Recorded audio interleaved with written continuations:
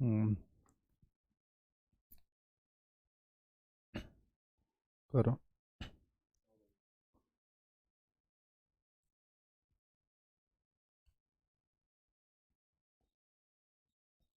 Hello friends, कैसा सब लोग। तो फ्रेंड्स, आज की वीडियो के अंदर मैं आपके लिए लेकर आया हूं आपकी संस्कृत की मैराथन क्लास। देखिए, जो आपके एग्जाम में आपकी लैंग्वेज पूछी जाती है, दो लैंग्वेज आती है। पहले थोड़ा सा चीजें समझिए, उसके बाद फिर आप लोगों के लिए जो मैं आपकी संस्कृत की क्लास है उसको स्टार्ट करूंगा। पहले कुछ चीजें समझिए, उसके बाद फिर मैं आप लोगों के लिए स्टार्ट करने वाला हूं, ठीक है। उसको थोड़ा सा समझिए। देखिए, एक सेकंड, थोड़ा बोर्ड कहा गया। पहले थोड़ा सा चीज आपको समझा देता हूं, उसके बाद फिर मैं आप लोगों के लिए चीजें स्टार्ट करने वाला हूं। आपके एग्जाम में दो लैंग्वेज आप लोगों ने ली हुई है। कोई भी आप लोगों ने दो लैंग्वेज ली हो, यानी दो भाषा ली हो, तो दो लैंग्वेज आप लोग लेते हो अपने एग्जाम के अंदर। दो लैंग्वेज आपके एग्जाम में आती है 30-30 नंबर की, ठीक। और 30 नंबर ये आपके बटे होते हैं, आपके डिवाइड होते हैं। 15 नंबर में आपके आते हैं पैराग्राफ, यानी कि आपके गद्यांश और काव्यांश। और बाकी के 15 नंबर में आते हैं आपकी पेडागोजी। सेम जो आपकी दूसरी नंबर की जो लैंग्वेज होती है, सेम उसमें भी आपका यही आपका पैटर्न होता है, ठीक। अब एक लैंग्वेज, अगर आप लोगों की संस्कृत मैराथन क्लास है, तो जहां तक संभावना है आपने पहली लैंग्वेज अपनी हिंदी ली होगी, इतना मैं यकीन मानकर चल रहा हूं, ठीक है। तो पहली लैंग्वेज जहां तक है आपने हिंदी ली होगी, इतना मैं मानकर चल रहा हूं। और दूसरी लैंग्वेज आप लोगों ने ली हुई है अपनी संस्कृत, आप लोगों ने ली हुई है, ठीक। या मान लीजिए हिंदी की जगह कोई भी आप लोगों ने ली हुई है। जो भी आप लोगों की दो लैंग्वेज होती है, उसमें जो आपके चैप्टर होते हैं, कंसेप्ट होते हैं, टॉपिक होते हैं, वो बिल्कुल सेम होते हैं। उनमें बिल्कुल भी अंतर आप लोगों को देखने को नहीं मिलता है। सेम आपके भाषा अर्जन आपके और भाषा अधिगम दोनों ही आपके लैंग्वेज के अंदर आते हैं। सेम आपके जो भाषा के कौशल होते हैं, दोनों लैंग्वेज के अंदर आपके आते हैं। आपका जो आपके मातृभाषा बहुभाषिकता से क्वेश्चन आते हैं, दोनों के अंदर आपको देखने को मिलते हैं। आपके आकलन वगैरह से संबंधित क्वेश्चन दोनों के अंदर आपको देखने को मिलते हैं। और आपके एनसीएफ से जो आपके पॉइंट बनते हैं, वो भी दोनों के अंदर आपको देखने को मिलते हैं। कहने का मतलब है, अगर आपकी कोई भी दो लैंग्वेज आपकी होती है, तो सेम टॉपिक सेम चैप्टर होते हैं। बस आपका यह फर्क होता है, एक चीज आपकी हिंदी में पूछी जाती है और दूसरी चीज आपकी संस्कृत के अंदर पूछी जाती है। उसके अलावा कोई भी चेंज आपके एग्जाम में देखने को नहीं मिलता। तो 15 नंबर में तो यहां तो आपके गद्यांश काव्यांश यहां पर आएंगे, और 15 नंबर में गद्यांश और काव्यांश यहां पर आपको देखने को मिलेंगे। इनको करने के लिए कोई भी ऐसा तरीका नहीं है जो मैं आपको समझाऊं। इसके ऊपर पर्टिकुलर मैंने एक वीडियो भी बनाकर डाली थी कि ऑनलाइन आपको किस तरीके से सोल्व करना है। उसके बाद तो बस आप लोगों के लिए प्रैक्टिस बच जाती है। तो इसके लिए जितना प्रैक्टिस करें उतना ही बढ़िया रहेगा। और प्रैक्टिस कैसे करनी है? ऑनलाइन प्रैक्टिस करनी है, क्योंकि पेपर कैसा होगा? पेपर होगा आपका ऑनलाइन। तो जितना हो सके गद्यांश और काव्यांश की ऑनलाइन प्रैक्टिस करिए। वहां पर आपको गद्यांश और काव्यांश आ जाएगा स्क्रीन के ऊपर, ठीक है। तो ये जो मेरे वाले मॉक टेस्ट है, उस पर बच्चे कर भी रहे हैं प्रैक्टिस। तो आपके सामने गद्यांश और काव्यांश आ जाएगा। क्वेश्चन पढ़िए, गद्यांश काव्यांश के अंदर उसका आंसर ढूंढिए, उसको नेक्स्ट एंड सेव करिए, अगले के ऊपर बढ़ जाइए। तो उसके ऊपर जितना प्रैक्टिस करोगे उतना ही आप लोगों को सहूलियत होगी, आपको दिक्कत नहीं होने वाली। 15 नंबर और 15 नंबर फ्री के 30 नंबर है, इनके अंदर तो बच्चों को बिल्कुल भी दिक्कत नहीं होनी चाहिए। रही इसके अंदर आपकी जो बेसिक ग्रामर आपकी पूछी जाती है, पूरी ग्रामर आपको पढ़ने की बिल्कुल भी जरूरत नहीं है कि पूरी ग्रामर आप लोग पढ़ने बैठ जाओ। बट आपको बेसिक ग्रामर आपको पता होनी चाहिए, ठीक है। बेसिक ग्रामर के बारे में आपको जरूर पता होनी चाहिए। तो इसके ऊपर मैंने एक पर्टिकुलर वीडियो बनाकर डाली थी, क्योंकि जो आपके ग्रामर के क्वेश्चन पूछे जाते हैं, इन्हीं आपके गद्यांश और काव्यांश के अंदर से आपके पूछे जाते हैं। और मान के चलिए आपकी जो बेसिक ग्रामर के क्वेश्चन पूछे जाते हैं, अच्छे खास आपके पूछे जाते हैं, अगर मैं दोनों लैंग्वेज की आपकी बात करूं। तो एक वीडियो मैंने बेसिक ग्रामर के नाम से डाली हुई है यूट्यूब के ऊपर, उसको जाकर देख लो। एक वीडियो से आपका पूरा काम खत्म हो जाएगा। तो ये फ्री के 30 नंबर है, इन 30 नंबर को आप बिल्कुल मत छोड़िए। एक मोटा नंबर है आपका 30 नंबर का। ये हो गई आपके गद्यांश और काव्यांश की बात। अब बात करते हैं आपके 15-15 नंबर आपके पेडागोजी के। तो 15 नंबर की पेडागोजी में किसी भी एक लैंग्वेज को आप लोग पढ़ लो, तो उससे आपकी दूसरी लैंग्वेज ऑटोमेटिक आपकी कवर हो जाएगी। जैसे मैंने आपको हिंदी की मैराथन क्लास कराई थी, तो अगर आपने मेरी हिंदी की मैराथन क्लास देख ली, तो संस्कृत के जो आपके टॉपिक है, या जो आपकी लैंग्वेज दूसरी लैंग्वेज होती है, इंग्लिश होती है, XYZ कोई भी लैंग्वेज होती है, तो उसके टॉपिक आपके अपने आप ही आपके कवर हो जाते हैं, क्योंकि सेम टॉपिक आपके दिए होते हैं, ठीक। आई होप आप लोग मेरी बात को समझ गए होंगे कि दोनों लैंग्वेज के अंदर कुछ भी चेंज आपको देखने को नहीं मिलता है। दोनों के दोनों आपके लैंग्वेज सेम होती है, सेम गद्यांश काव्यांश आपके दोनों के अंदर आते हैं, सेम आपके पेडागोजी के चैप्टर आपको दोनों के अंदर आपको देखने को मिलते हैं। ठीक, तो ये बात मैंने आपको शुरुआत में बता दी कि कभी आप दोनों में सोचो कि दोनों के अंदर आपको कुछ चेंज आपको देखने को मिलता है। तो आज मैं आपको संस्कृत के भी आपको टॉपिक आपको कराऊंगा, सेम ही आपके टॉपिक होते हैं, बट मैं आपको यह कहूंगा कि आप लोग मेरी हिंदी की मैराथन क्लास जरूर देखना, क्योंकि उसको मैंने बहुत खोल के बताया हुआ है, उसको बहुत डिटेल में बताया हुआ है। और अगर आपने उसको देखा और इसको देखा संस्कृत वाली को, तो दोनों लैंग्वेज आपकी कवर हो जाएगी। और एक तरीके से मान के चलिए आपके 60 नंबर लैंग्वेज के आपके पूरे आपके कवर हो जाएंगे, जो आपके 30-30 नंबर के आपके बनते हैं। आई होप आप लोग मेरी बात को समझ गए होंगे, इसको आपने अच्छी तरीके से गांठ बांध लिया होगा। और इसके बाद अब मैं शुरू करता हूं आपकी मैराथन क्लास, जो आपकी संस्कृत की आपकी होने वाली है। ठीक, और इसके अलावा आप लोग चैनल को सब्सक्राइब कर लेना, क्योंकि अभी एक आपकी इंग्लिश की और एक आपकी सोशल साइंस वगैरह की आपकी मैराथन क्लास बचती है, तो उसको मैं कराऊंगा। तो आप लोग चैनल को सब्सक्राइब कर लेना। उसके बाद कुछ प्रैक्टिस सेट भी आप लोगों के लिए लेकर आने वाला हूं, जो मेन और इंपोर्टेंट क्वेश्चन आंसर है। हालांकि मैंने कुछ छोड़ा नहीं है अपनी तरफ से, कोई कसर छोड़ी नहीं है इंपोर्टेंट की, तो फिर भी मैं आप लोगों के लिए कुछ और लाने वाला हूं, तो आप लोग चैनल को सब्सक्राइब कर लेना। बाकी मॉक टेस्ट आप लोग मेरी वेबसाइट के ऊपर प्रैक्टिस करिए जितना हो सके, गूगल के ऊपर जाकर सर्च करिए sachinacademy.com, मेरी वेबसाइट आ जाएगी, वहां पर मॉक टेस्ट दिए हुए, रजिस्ट्रेशन करके अपना मॉक टेस्ट आप लोग प्रैक्टिस करिए जितना भी हो सके। ठीक है, अब देखिए सबसे पहले क्या दिक्कत आती है बच्चों को, उसको ट्रांसलेशन करने की दिक्कत आती है। कुछ जो आपके संस्कृत के शब्द होते हैं, जो संस्कृत जो आपकी लिखी होती है, उसको कन्वर्ट करने में दिक्कत आती है हिंदी के अंदर। तो सबसे पहले मैं कुछ आपको महत्वपूर्ण शब्दों के बारे में बताऊंगा, इनके बारे में आप लोग जानिए, जिससे आपको संस्कृत से हिंदी कन्वर्ट करने में आपको आसानी रहेगी, आपको सहूलियत रहेगी। ठीक है जी, सभी को गुड इवनिंग। ठीक है, हाँ ठीक, सभी को गुड इवनिंग। ठीक, देखिए इन शब्दों के ऊपर बात करते हैं एक एक करके, या तो आप लोग इनका स्क्रीनशॉट ले लीजिए, वरना जिन स्टूडेंट के पास मेरे नोट्स है, तो ये शब्द ऑलरेडी मैंने उनके अंदर डाले हुए, आप लोग इनको देख सकते हो। देखिए अगर मैं बात करूं संस्कृत के वर्ड्स की, शब्दों के बारे में बात करूं, तो जैसे अस्थि लिखा होता है, तो अस्थि को हिंदी में बोला जाता है हा, किम को बोला जाता है आपका क्या बोला जाता है, सा को बोला जाता है आपका वह, यथा को बोला जाता है आपका जैसे, कथम को बोला जाता है आपका कैसे। ठीक, उसी तरीके से ना को बोला जाता है आपका नहीं, नास्ति को बोला जाता है आपका नहीं है, अहम को बोला जाता है आपका मैं, त्वम को बोला जाता है आपका तू, और कहा को बोला जाता है आपका कौन। ठीक, तो जिन बच्चों के पास अगर मान लीजिए नोट्स नहीं है, तो इनका स्क्रीनशॉट आप लोग ले सकते हो, और वरना नोट्स के अंदर ये सब चीजें मैंने डाली हुई है। उसके अलावा कुछ और शब्दों के ऊपर बात करते हैं, इनसे क्या होगा, जो संस्कृत आपके एग्जाम में पूछी जाती है, अगर आपको इन शब्दों की नॉलेज होगी, तो आप लोग कन्वर्ट कर सकते हो संस्कृत से हिंदी में, आप लोग इजिली इनको कन्वर्ट कर सकते हो। बात करते हैं आपके आगे कुछ और शब्दों के बारे में बात करते हैं। जो आपका तथा होता है उसको कहा जाता है आपका वैसे, यदा को कहा जाता है आपका जब, संगात को कहा जाता है आपका समूह यानी कि आपका ग्रुप में, यति को कहा जाता है आपका की, यदि को कहा जाता है आपका अगर कहा जाता है। उसी तरीके से आपका सदा को कहा जाता है आपका हमेशा, पश्चात या फिर इसको पश्चात के नाम से भी जाना जाता है। ठीक है, इसको कहा जाता है आपका बाद में, सबसे ज्यादा पश्चात ही आपका बोला जाता है। सेह को कहा जाता है साथ, तेसी को कहा जाता है उनमें, और तहिम को कहा जाता है आपका तो। ठीक, इसका स्क्रीनशॉट ले सकते हो आप लोग चाहे तो। आगे बढ़ते हैं, आगे कुछ और देखते हैं, कुछ और शब्दों के बारे में। आगे आपके दिए हुए तवते, तवते को कहा जाता है आपका तेरा, मम को कहा जाता है आपका मेरा, जैसे कहा जाता है मम परिवार, मम विद्यालय है, इस तरीके से कहा जाता है। ठीक, तस्य को कहा जाता है आपका उसका, कर्म को कहा जाता है कार्य यानी काम, मार्ग को कहा जाता है आपका रास्ता, अद्य को कहा जाता है यानी आज, अपी को कहा जाता है अभी, चा को और, यत्न को कहा जाता है प्रयत्न, अधोलिखित को कहा जाता है नीचे दिए गए। जैसे आपका एग्जाम में ऑप्शन को दिया होता है क्वेश्चन कि अधिलिखित तो आपका अधोलिखितेषु, और फिर आगे आगे डैश डैश करके क्वेश्चन दिया होता है, तो ये आपका मतलब होता है नीचे दिए गए कथनों में से, और फिर जो भी आपको क्वेश्चन आपको दिया होता है। ठीक है, तो ये कुछ आपके महत्वपूर्ण वर्ड्स है, आपके कुछ महत्वपूर्ण शब्द है, जिससे आपको कन्वर्ट करने में आसानी रहेगी, संस्कृत से हिंदी में कन्वर्ट करने में आसानी रहेगी। जो भी आपको क्वेश्चन दिया होगा उसको आप लोग समझ पाओगे, इससे आपको आसानी रहेगी, और जो आपको ऑप्शन दिए होंगे उसको भी आपको समझने में आपको सहूलियत रहेगी इसके माध्यम से। ठीक है, तो यहां पर इनका स्क्रीनशॉट ले सकते हो, वरना नोट्स के अंदर मैंने ये चीज ऑलरेडी पहले से ही डाली हुई है। ठीक, तो यहां तक आप लोग समझ गए। अब इसके बाद अब आगे बढ़ते हैं हम कुछ महत्वपूर्ण आपके टॉपिक के ऊपर, जो आपके सेम आपके हिंदी और आपके जो आपकी लैंग्वेज होती है दोनों के अंदर आपके पूछे जाते हैं।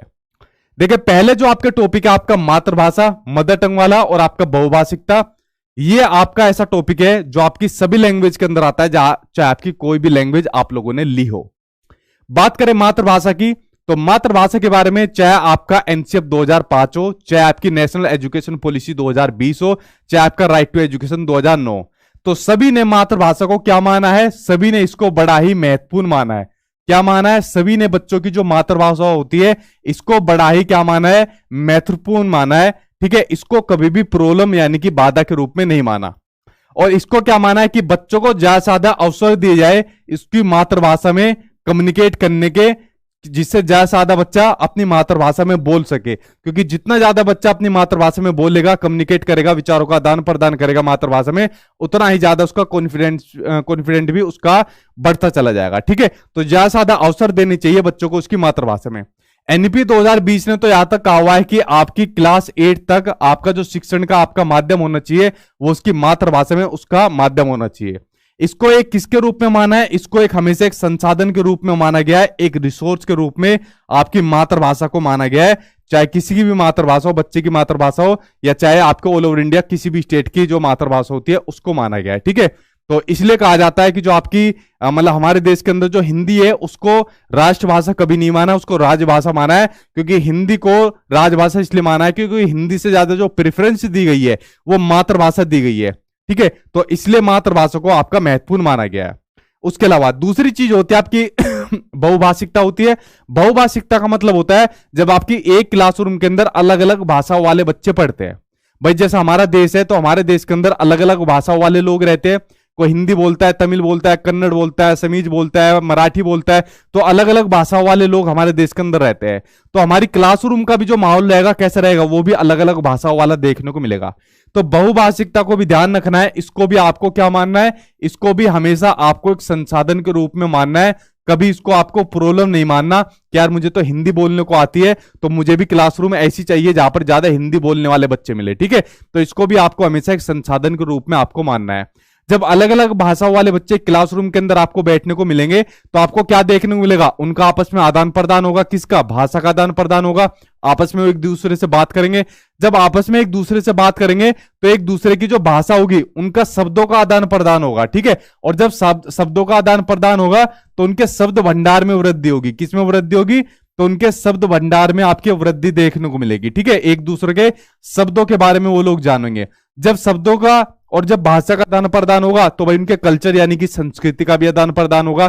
तो यानी कि वो लोगों की संस्कृति का आदान प्रदान होगा तो संस्कृति का सम्मान भी करेंगे बच्चे आपस में। क्या काम करेंगे, संस्कृति का सम्मान भी वो आपस में एक दूसरे का करेंगे। ठीक है, तो ये बात आपको हमेशा ध्यान रखनी है कि जो बच्चे की मातृभाषा होती है, चाहे बच्चे की जो आप बच्चे की कह रहे हो, चाहे जो क्लास का जो आपका माहौल होता है वो आपका बहुभाषिकता होना चाहिए और आपका मातृभाषा से आपका भरपूर होना चाहिए, इससे परिपूर्ण आपका होना चाहिए।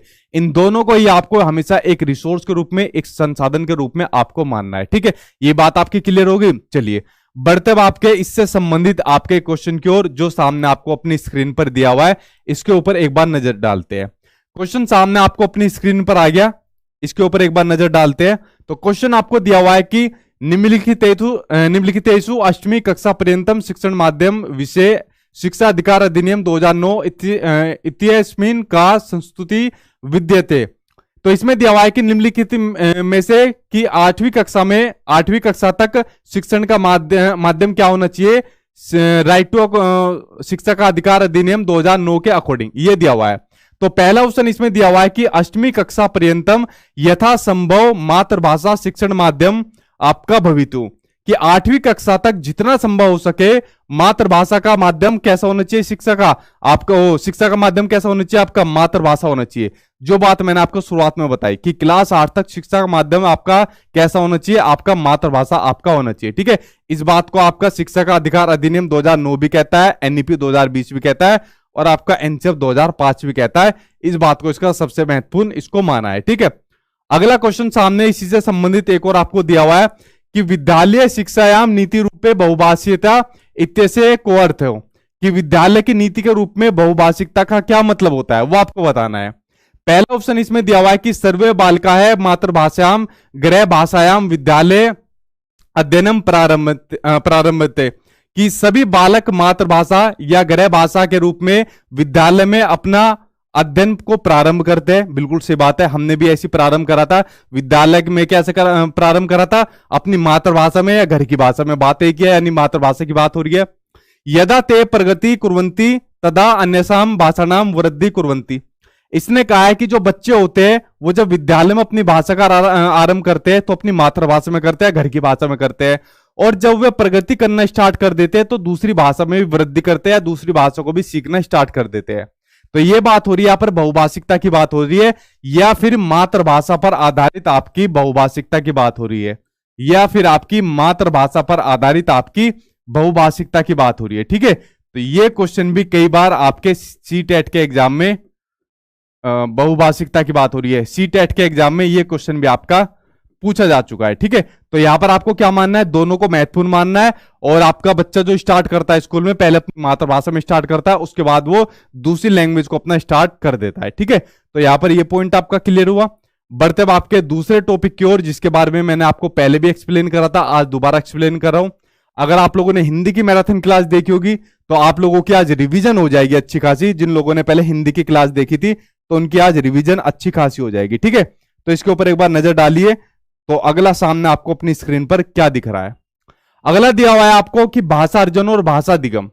देखिए, पहले नजर डालते हैं भाषा अर्जन के बारे में, भाषा अर्जनम के बारे में। इतना अंतर होता है, एक जगह अर्जन एक जगह अर्जनम, तो ये अंतर आपको दिया होता है। तो भाषा अर्जन होती है जब किसी भाषा को प्राकृतिक रूप से सीखा जाता है, बिना किसी कठिनाई के, बिना किसी जटिलतापूर्ण के, एक नेचुरल प्रोसेस के रूप में सीखा जाता है, तो वो होती है आपकी भाषा अर्जन होती है। वो कौन सी भाषा होती है, वो होती है हमारी मातृभाषा। जैसे हमारी मातृभाषा, जैसे मेरी मातृभाषा मेरी हिंदी है, तो हिंदी को मैं एक प्राकृतिक रूप से सीख गया, बिना प्रयास करे, अपने आप ही सीख गया हिंदी को। ठीक है, बिना किसी प्रयास करे, अपने आप, मुझे किसी संसाधनों की भी जरूरत नहीं पड़ी। और आई होप आप लोग भी सब ऐसे सीख गए, आई होप क्या सीख गए आप लोग, सब ऐसे सीख गए। ठीक है, तो मेरे परिवार में जो भाषा बोली जाती थी, या आप लोगों के परिवार में जो भाषा बोली जाती थी, उसका आप लोगों ने क्या काम करा, उसका आप लोगों ने करा अनुकरण। ठीक है, अनुकरण का मतलब होता है कॉपी करना। ठीक है, इसका मतलब होता है कॉपी करना, यानी कि इमिटेट करना। तो इस भाषा का आप लोगों ने करा कॉपी। तो जो भाषा हमारे परिवार के अंदर बोली जाती थी उसका अनुकरण करके, कॉपी करके हम भी उस भाषा को सीख गए, जो हमारी मातृभाषा होती है। ठीक है, तो यही होता है आपका भाषा अर्जन होता है, जब किसी भाषा को यूं ही सीख लिया जाता है एक प्राकृतिक रूप से। ठीक है, तो यह भाषा सीखी जाती है, अपने परिवार से सीखी जाती है, प्राकृतिक रूप से सीखी जाती है, और ये आपकी सहज और स्वाभाविक होती है। और इसके अलावा लिख सकते हो सरल होती है। ठीक है, इसे सीखना बहुत आसान होता है। क्या इसको सीखने में आप लोगों को कोई दिक्कत हुई थी? कोई दिक्कत इसको आप लोगों को नहीं हुई। और ये अनौपचारिक रूप से सीखी जाती है। और इसके अलावा ये कौन सी होती है, हमारी मातृभाषा होती है, क्षेत्रीय भाषा होती है, या जिसको अपनी नेटिव लैंग्वेज के नाम से भी जाना जाता है। ठीक, ये हो गई हमारी भाषा अर्जन हो गई। उसके अलावा दूसरी होती है आपकी भाषा अधिगम होती है। भाषा अधिगम ये होती है आपकी, अगर किसी दूसरी भाषा को सीखने के लिए, अब यहां पर मातृभाषा के रूप में हमने अपनी हिंदी भाषा को सीख लिया। अगर मान लो हमें कोई दूसरी भाषा सीखनी है, दूसरी भाषा हमें चाइनीज सीखनी है, इंग्लिश सीखनी है, या कोई कोरियन भाषा सीखनी है, तो मान लीजिए अगर हमें कोई दूसरी भाषा सीखनी है, जो बात मैंने आपको पहले भी बताई थी हिंदी वाली क्लास में, इंग्लिश भाषा सीखनी है, तो इंग्लिश भाषा को सीखने के लिए हमें इंग्लिश के टीचर की जरूरत पड़ेगी, इंग्लिश की किताबों की जरूरत पड़ेगी, इंग्लिश के नियमों की जरूरत पड़ेगी। तो जब किसी भाषा को सीखने के लिए हमें संसाधनों की जरूरत पड़े, तो वो होती है आपकी भाषा अधिगम होती है, और ये होती है आपकी दूसरी भाषा होती है। क्योंकि प्रारंभिक भाषा कौन सी होती है, आपकी भाषा मातृभाषा होती है, और दूसरी भाषा आपकी भाषा अधिगम होती है। इसमें नियम की जरूरत पड़ती है, व्याकरण की जरूरत पड़ती है, इंग्लिश के टीचर की जरूरत पड़ती है, किताबों की जरूरत पड़ती है, यानी कि आपके संसाधनों की जरूरत पड़ती है। ठीक है, और उसमें संसाधनों की जरूरत नहीं पड़ती। और ये आपकी स्कूल से सीखी जाती है, और ये प्रयासपूर्ण आपकी जटिलतापूर्ण आपकी सीखी जाती है, और औपचारिक रूप से सीखी जाती है, और ये यूं ही सीख ली जाती है। ठीक है, तो ये होती है आपकी भाषा अर्जन, और ये आपकी भाषा अधिगम होती है, जिसके बारे में मैंने आपको बताया। 2 नंबर आपके एग्जाम में डेफिनेटली आपको दिलाएगी। 1 नंबर आपकी एक लैंग्वेज में, चाहे आपने हिंदी ली हो, और दूसरा नंबर आपकी संस्कृत में। तो ये 2 नंबर आपकी झोली में आपको दिलाने वाली है भाषा अर्जन और आपका भाषा अधिगम का, आपका जो मैंने आपको कंसेप्ट बताया। अब देखिए, इनसे संबंधित क्वेश्चन जो मैं सामने आपको अपनी स्क्रीन पर दिखा रहा हूं, इसको ऊपर एक बार नजर डाल लेते हैं। क्वेश्चन आपको दिया हुआ है कि भाषा अधिगरण से अर्थ अस्ति, कि भाषा अधिगरण का क्या अर्थ है। पहला दिया हुआ है इसके ऑप्शन के अंदर कि भाषाय व्याकरण से नियमानाम शिक्षणम, कि भाषा के व्याकरण के नियमों का शिक्षण दिया जाता है इसके अंदर। तो भाषा के व्याकरणों का शिक्षण किस में दिया जाता है, भाषा अर्जन में या भाषा अधिगम में? तो भाषा अधिगम में दिया जाता है, ना कि भाषा अर्जन में। तो पहला ऑप्शन तो आपका गलत हो जाएगा। दूसरा है अनौपचारिक परिवेश अचेतन रूपे भाषाय शिक्षणम, कि अनौपचारिक रूप से भाषा का शिक्षण दिया जाता है। बिल्कुल सही बात है। अनौपचारिक रूप से कौन सी भाषा सिखाई जाती है, आपकी भाषा अर्जन। और औपचारिक रूप से कौन सी भाषा सिखाई जाती है, भाषा अधिगम सिखाई जाती है। तो भाषा अर्जन की बात हो रही है तो कौन सा हो जाएगा आपका, भाषा अर्जन हो जाएगा। सेकंड आंसर यहां पर आपका सही हो जाएगा। 2 नंबर आपके पक्के हो जाएंगे सीटेट के एग्जाम में, एक इस लैंग्वेज में और एक आपका दूसरी लैंग्वेज में, जैसे मान लीजिए आपने हिंदी ली है। ठीक, यहां तक बढ़ गए आप लोग। चलिए बढ़ते अब आपके अगले की ओर बढ़ते हैं। अगला आपका कौन सा आपका टॉपिक है, अगला टॉपिक आपका पढ़ने के प्रकार। ये भी आपका आज आपका दोबारा आपका रिपीट हो रहा है, पढ़ने के जो प्रकार होते हैं। ये क्या आ गया, पढ़ने के प्रकार के ऊपर डालते हैं एक बार नजर। जो जो आपके पढ़ने के प्रकार दिए हुए इसके ऊपर एक बार नजर डालते हैं। ठीक है जी, सही चल रहे भाई आप। पढ़ने के प्रकार के ऊपर एक बार नजर डालते हैं। देखिए पढ़ने का प्रकार एक होता है आपका स्किमिंग रीडिंग। स्किमिंग रीडिंग के अंदर मैंने बताया था आपको कि जो पढ़ने वाला होता है, जब वो किसी केंद्रीय उसका पढ़ने की सामग्री का केंद्रीय भाव और सार खोजने के लिए तेजी से पढ़ता है। भाई कोई चीज वो पढ़ रहा है, मान लीजिए न्यूज़पेपर को पढ़ रहा है, ठीक है। अगर कोई न्यूज़पेपर को पढ़ रहा है और उसका न्यूज़पेपर के अंदर वो किसी चीज का केंद्रीय भाव और सार खोजने के लिए तेजी से पढ़ रहा है, तो ये क्या हो जाएगा आपको, ये आपका हो जाएगा स्किमिंग रीडिंग हो जाएगा। ठीक है, यहां पर वो जो लेखक का जो उद्देश्य दिख रहा है उसके लिखने की व्यवस्था को समझना चाहता है, तो ये हो जाएगा आपका स्किमिंग रीडिंग हो जाएगा। ठीक है, दूसरा उसके अलावा हो जाएगा आपका स्कैनिंग रीडिंग हो जाएगा। ठीक है, कौन सा हो जाएगा आपका स्कैनिंग रीडिंग हो जाएगा। यहां जो पाठक होता है किसी विशेष जानकारी को अगर पढ़ना होता है, ठीक है, अगर कोई विशेष जानकारी पढ़नी है, जैसे मान लीजिए कोई विशेष जानकारी चल रही है, जैसे न्यूज में आज कौन सी विशेष जानकारी चल रही है कि हिमाचल प्रदेश में सीएम कौन बन गया, तो कोई विशेष जानकारी अगर उसको पढ़नी है तो विशेष जानकारी को प्राप्त करने के लिए जब वाक्य को जल्दी जल्दी पार करता है कि हिमाचल प्रदेश का सीएम देख लूं और एमसीडी में कौन अपना मेयर बनने वाला है इसको जल्दी जल्दी देख लूं, तो जब इस तरीके से पढ़ता है तो आपका स्कैनिंग आपका रीडिंग हो जाता है। गहन पठन होता है जब बिल्कुल बारीकी से एक एक तरीके से पढ़ता है कि देखिए एमसीडी में जो है मेयर कौन बनेगा, कितने सारे जो आपके मेयर वो बने, निगम पार्षद बने, कौन सा किस तरफ जाएगा, तो बिल्कुल बारीकी से एक एक चीज का जब विश्लेषण करके देखता है तो वो होता है आपका गहन पठन होता है। ठीक है, तो ये 3 पठन सबसे ज्यादा आपके मेन होते हैं जो मैंने आपको बताए। अब इनसे संबंधित जैसे क्वेश्चन सामने आपको अपनी स्क्रीन पर आ गया, इसके ऊपर आपके नजर डालते हैं। क्वेश्चन आपको दिया हुआ है कि श्रुति है घटना नाम सूचनार्थम पत्रिकाम पठती, कि श्रुति घटना की सूचना के लिए पत्रिका को पढ़ती है। तस्याह पठनम किम कथ्यते, कि ऐसे पठन को, इस पढ़ने को क्या कहोगे, स्किमिंग कहोगे। स्किमिंग की यहां पर बात नहीं हो रही। सौद्देश्यम पठनम, किसी उद्देश्य के पढ़ने की बात हो रही है, नहीं उद्देश्य के पढ़ने की बात नहीं हो रही, किसी घटना को पढ़ने के लिए बात हो रही है। यहाँ पर मनोरंजन के पढ़ने की भी बात नहीं हो रही, या फिर स्कैनिंग की बात हो रही है, क्योंकि यहां पर श्रुति क्या हो रही है, किसी घटना की सूचना के लिए पढ़ रही है। तो यहां पर आपका क्या हो जाएगा, स्कैनिंग रीडिंग आपका आंसर, यहां पर 4th आंसर यहां पर आपका सही हो जाएगा। बढ़ते अब आपके कुछ महत्वपूर्ण मनोवैज्ञानिक की ओर जो आपके दोनों ही लैंग्वेज के अंदर आपको देखने को मिलते हैं, इनके ऊपर एक बार नजर डाल लेते हैं। ठीक है जी, सही चल रहे हो भाई आप लोग। हाँ, प्रैक्टिस इनकी ज्यादा से ज्यादा आप लोगों को करनी है। जितना प्रैक्टिस करोगे इनकी उतना ही बेनिफिट आपके एग्जाम में देखने को मिलेगा। ठीक है, देखिए अब कुछ महत्वपूर्ण मनोवैज्ञानिक पढ़ते हैं जो आपके दोनों ही लैंग्वेज के अंदर आपको देखने को मिलेंगे, एक आपकी दूसरी में और एक आपका इस वाली में संस्कृत में आपको देखने को मिलेंगे। तो आज दोबारा बताता हूं इनके बारे में। पहले बात करते हैं आपके नोम चोम्स्की के बारे में बात करते हैं। ठीक है, तो फोटो आपकी नोम चोम्स्की के साथ में आपको देखने को मिल रही है। नोम चोम्स्की ने कहा था कि जो बच्चे में भाषा सीखने की जो क्षमता होती है वो होती है जन्मजात क्षमता होती है।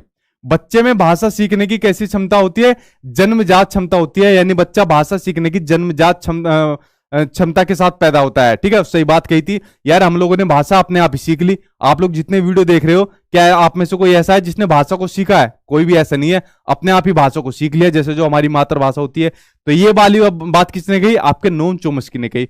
दूसरा पॉइंट ये निकल कर आता है जो नोम चोम्स्की ने कहा था कि जो भाषा जो सीखी जाती है वो सीखी जाती है एक डिवाइस की हेल्प से, जिसका नाम है आपका LAD, लैंग्वेज एक्विजिशन डिवाइस, भाषा अधिग्रहण यंत्र। कि हमारे माइंड के अंदर, बच्चों के माइंड के अंदर एक डिवाइस होता है जिसका नाम होता है भाषा अधिग्रहण यंत्र, लैंग्वेज एक्विजिशन डिवाइस, जिसकी हेल्प से बच्चा क्या काम करता है, भाषा के जो आपके सार वो होते हैं, व्याकरण के जो नियम होते हैं, उनकी हेल्प से किसी भाषा को अपने आप ही सीख जाता है। यानी सार्वभौमिक जो आपका व्याकरण होता है उसका जो आपको नियम होते हैं वो किसने दिए, सार्वभौमिक व्याकरण के नियम किसने दिए, तो सार्वभौमिक व्याकरण का आपका नियम दिया आपके नोम चोम्स्की ने। कि हमारे माइंड के अंदर एक आपकी व्याकरण होती है और उसकी हेल्प से बच्चा किसी भाषा को अपने आप ही सीख जाता है। ठीक है, जब जन्म के साथ ही हमारे अंदर क्षमता होती है किसी भाषा को सीखने की, तो भाई सीखेंगे नहीं, अपने आप ही सीख जाएंगे।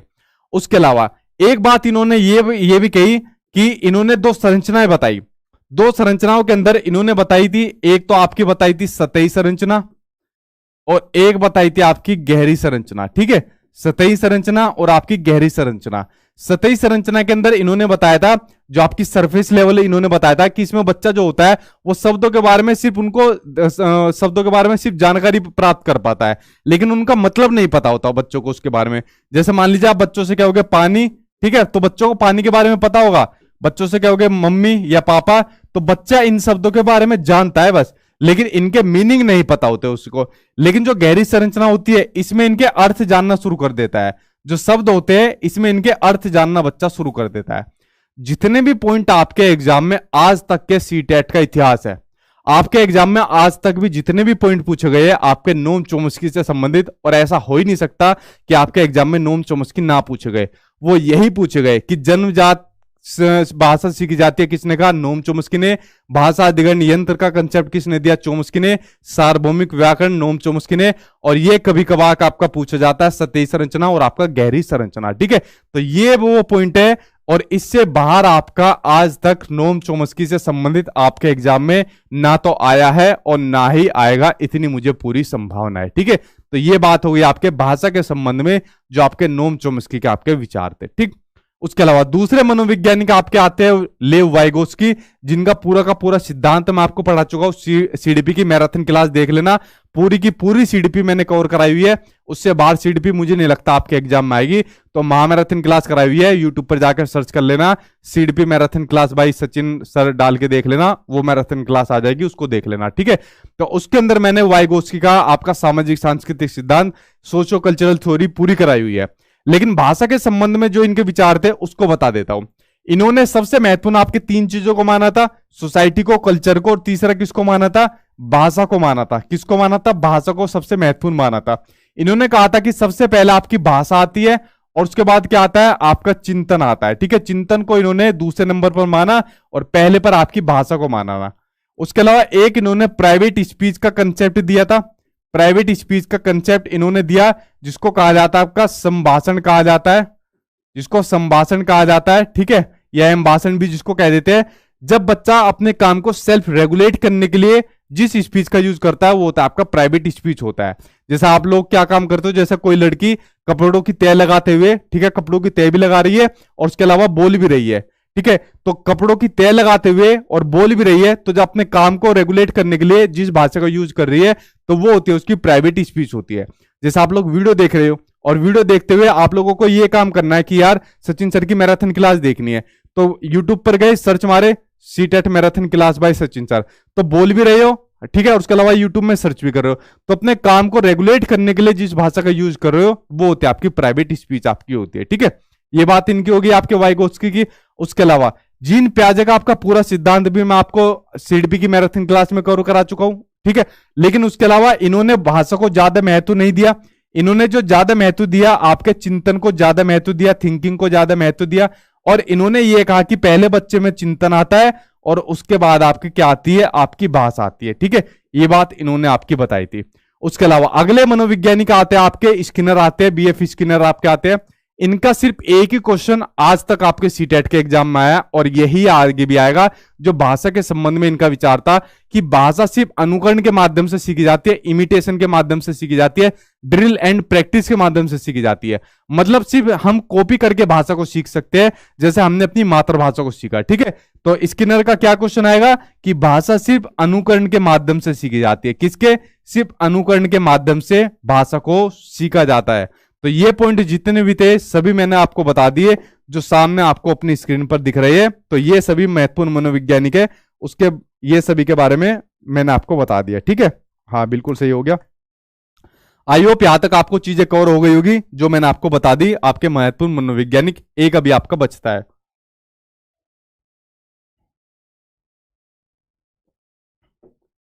और ये डेफिनेटली आएंगे आपके एग्जाम में, ऐसा हो ही नहीं सकता कि आपके एग्जाम में ये आपको देखने को ना मिले। ठीक, आगे बढ़ते हैं। एक और आपके मनोवैज्ञानिक जिन्होंने बहुत धूम धड़ाका मचाया पिछली बार आपके एग्जाम के अंदर, ऑनलाइन एग्जाम के अंदर।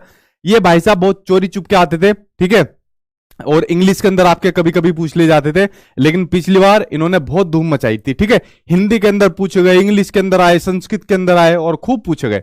तो मैंने हिंदी वाली क्लास में भी इनको बताया था, आज दोबारा रिपीट कर देता हूं, आपकी रिवीजन भी हो जाएगी। एक बार इनको शॉर्ट में देख लीजिए। ये मनोवैज्ञानिक आपके स्टीफन क्रेसन, जो आपके अमेरिका के हैं, और जिन्होंने आपका सिद्धांत दिया था आपका एसएलए का। कौन सा? एसएलए का, सेकेंड लैंग्वेज एक्विजिशन का, यानी द्वितीय भाषा अर्जन का। किसका? यानी कि आपका द्वितीय भाषा अर्जन का इन्होंने सिद्धांत दिया था। किसका? द्वितीय भाषा अर्जन का इन्होंने सिद्धांत दिया था।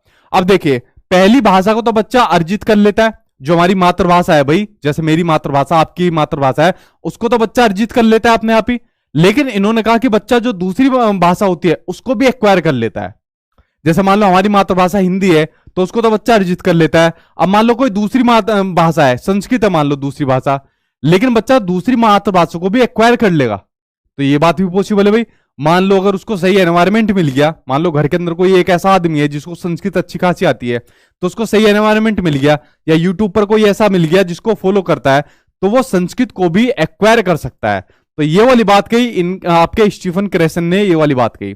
तो इसके लिए इन्होंने 5 परिकल्पनाएं दी, इन्होंने 5 हाइपोथेसिस दी, 5 परिकल्पनाएं दी कि इनके माध्यम से बच्चा क्या है, अपनी इन जो दूसरी भाषा होती है उसको एक्वायर कर लेता है। ठीक है, देखिए पहली दी इन्होंने अर्जन और अधिगम की आपकी परिकल्पना, जिसमें बच्चा किसी भाषा को एक्वायर कर लेता है। मान लो उसने संस्कृत को एक्वायर कर लिया। दूसरी दी उन्होंने निगरानी यानी मॉनिटरिंग, आपकी हाइपोथेसिस मॉनिटर आपकी परिकल्पना निगरानी। ये मान लो उसने उसको एक्वायर तो कर लिया लेकिन उसको सही तरीके से एक्वायर करना नहीं है। मान लो बच्चा लिख रहा है, देश लिख रहा है, ठीक है, और देश को सही तरीके से उसको मॉनिटर करा, तो उसको बताया कि बेटा देश ऐसे नहीं ऐसे लिखा जाता है, ठीक, तो उसको मॉनिटर करा। और सबसे इंपॉर्टेंट आपकी बचती है निवेश परिकल्पना, इसके ऊपर लगाओ, वेरी वेरी इंपॉर्टेंट, जो आपके एग्जाम में आपको सबसे ज्यादा आपको देखने को मिलता है। ठीक है, निवेश परिकल्पना। इसमें इन्होंने कहा कि बच्चों को ऐसे निवेश दिए जाए, ऐसे इनपुट दिए जाए जो आपके बोधगम्य हो। कैसे हो? जो आपके बोधगम्य हो। बोधगम्य का मतलब होता है कि ऐसे इनपुट दिए जाए, ठीक है, जो बच्चे का जो भाषा का जो अवसर होता है, उस भाषा के अवसर से, उस भाषा की क्षमता से उसको ज्यादा के उसको अवसर प्रदान किए जाए। अब मान लो उसके घर के अंदर कोई ऐसा आदमी है जिसको संस्कृत आती है और बच्चे ने उससे उस संस्कृत को एक्वायर कर लिया, तो बच्चे की भाषा का लेवल यहां पर रहता। तो बच्चों को अब ऐसे भाषा के अवसर उपलब्ध कराया जाए, या तो उसको स्कूल में भेजो, या किसी और कोचिंग के अंदर भेजो, या उसको यूट्यूब के जरिए कुछ ऐसी और ऑनलाइन फैसिलिटीज प्रोवाइड कराया जाओ कि उसके बच्चे के भाषा के लेवल से उसको ज्यादा ही उससे ज्यादा उसको भाषा के अवसर उपलब्ध कराया जाए, कि बच्चे की भाषा का तो क्षमता यहां पर है और उसको भाषा के अवसर को उपलब्ध कराया जाए यहां तक, तो ताकि बच्चे की भाषा का क्षमता का जो लेवल है वो बढ़ सके और वो भी क्या हो सके, उसके बराबर आ सके। ठीक है, तो ऐसे उसको बोधगम्य निवेश उपलब्ध कराया जाए, ठीक है, ताकि उसकी भाषा का जो लेवल है, क्षमता का लेवल है, वो क्या हो सके, बढ़ सके। तो ये ऐसे उसको इनपुट उपलब्ध कराया जाए। भावात्मक फिल्टर, यानी बच्चा को जो है इमोशनली रूप से सीखेगा, तो बच्चा क्या होना चाहिए, मोटिवेटेड होना चाहिए, ताकि बच्चा जो है उस भाषा को एक्वायर कर सके। ये नहीं बच्चा टेंशन के अंदर है, फ्रस्ट्रेटेड है, ऐसा नहीं होना चाहिए। और बच्चा प्राकृतिक रूप से सीखता है किसी भाषा को, ये नहीं आपने उसको टेंशन में दे दिया, प्रेशर डाल दिया, नहीं, प्राकृतिक रूप से उस भाषा को सीखेगा। ठीक, तो ये आपके स्टीफन क्रेसन से संबंधित 5 परिकल्पनाएं थी, और सबसे महत्वपूर्ण आपकी ये वाली है जो सबसे ज्यादा आपके एग्जाम में पूछी गई और पूछी जाती है। अब देखिए एक क्वेश्चन सामने आपकी स्क्रीन पर आ गया कि कस्य विचारे मानवा है भाषा अधिगण यंत्रेण सा जायन्ते यत् तान भाषा अधिगमे सहायकम भवति। अब देखो इसके अंदर सिंपल एक वर्ड आपको देखने को मिल रहा है, भाषा अधिग्रहण नियंत्रण। भाषा अधिग्रहण नियंत्रण की बात हो रही है, एलईडी की बात हो रही है, यानी कि लैंग्वेज एक्विजिशन डिवाइस की बात हो रही है। तो भाई किसने दिया था आपका ऑप्शन पढ़ने की जरूरत पड़ेगी। भाषा अधिग्रहण नियंत्रण की किसने बात करी थी, आपके नोम चोम्स्की ने बात करी थी। तो आंसर क्या हो जाएगा, थर्ड आंसर यहां पर आपका सही हो जाएगा। ठीक है, चलिए बढ़ते अब आपके अगले क्वेश्चन की ओर। अगला क्वेश्चन सामने आपकी स्क्रीन पर आ गया, ये रहा आपका नेक्स्ट क्वेश्चन। निम्नलिखितेषु, देखो आगे ना निम्नलिखितेषु, इसलिए मैंने आपको शुरुआत में क्या काम करा था, संस्कृत के जो आपके मेन वर्ड थे, ठीक है, तो उनको पहले मैंने आपको हिंदी में एक्सप्लेन करा था। जो स्टूडेंट अभी नहीं जुड़े हैं तो शुरुआत से वीडियो को देख लेना, आपको शुरुआत से बहुत हेल्प करने वाली है वीडियो। ठीक, तो निम्नलिखितेषु का शब्दावली वाइगोत्स्की इत्स्य सामाजिक सांस्कृतिक सिद्धांतेन सा संबंध नास्ति। ठीक है, और नास्ति का मतलब क्या होता है आपका नहीं है। इसमें पूछा गया है कि निम्नलिखितेषु यानी निम्नलिखित में से कौन सी शब्दावली वाइगोत्स्की के सामाजिक सांस्कृतिक सिद्धांत से संबंध नहीं रखती है। तो भाई सोशल इंटरेक्शन रखती है। तो ये बताई थी इन्होंने अपने सिद्धांत के अंदर कि बच्चा जो होता है समाज से सोसाइटी से इंटरेक्ट करके सीखता है। स्कैफोल्डिंग के बारे में इन्होंने बताया था कि जो टेम्परेरी सपोर्ट दी जाती है तो अपने एमकेओ के द्वारा, जो मोर नॉलेजेबल आपके पर्सन होते हैं, तो ये आपने इस सिद्धांत के अंदर बताया था। जोनो प्रोक्सिमल डेवलपमेंट के बारे में इन्होंने बताया था। भाषा अधिग्रहण नियंत्रण के बारे में नहीं बताया था, ये आपके नोम चोम्स्की ने बताया था। तो आंसर यही आपका सही हो जाएगा। ठीक है, चलिए बढ़ते अब आपके नेक्स्ट की ओर। अगला देखिए क्या दिया हुआ है, इसके ऊपर एक बार नजर डालते हैं। अगला दिया हुआ है आपको कि भाषा शिक्षण है अवबोध निविष्टि। ठीक है, अब आ गया यहां पर अवबोध निविष्टि आ गया, जिसको आपका निवेश भी कहा जाता है। ठीक है, जिसको आपका निवेश भी कहा जाता है। अवबोध निविष्टि इति अवधारणा केन प्रतिपादितम। यहां पर दिया हुआ है कि जो भाषा शिक्षण में अवबोध निविष्टि है यानी कि निवेश परिकल्पना है, इसके अवधारणा का प्रतिपादन किसने किया था।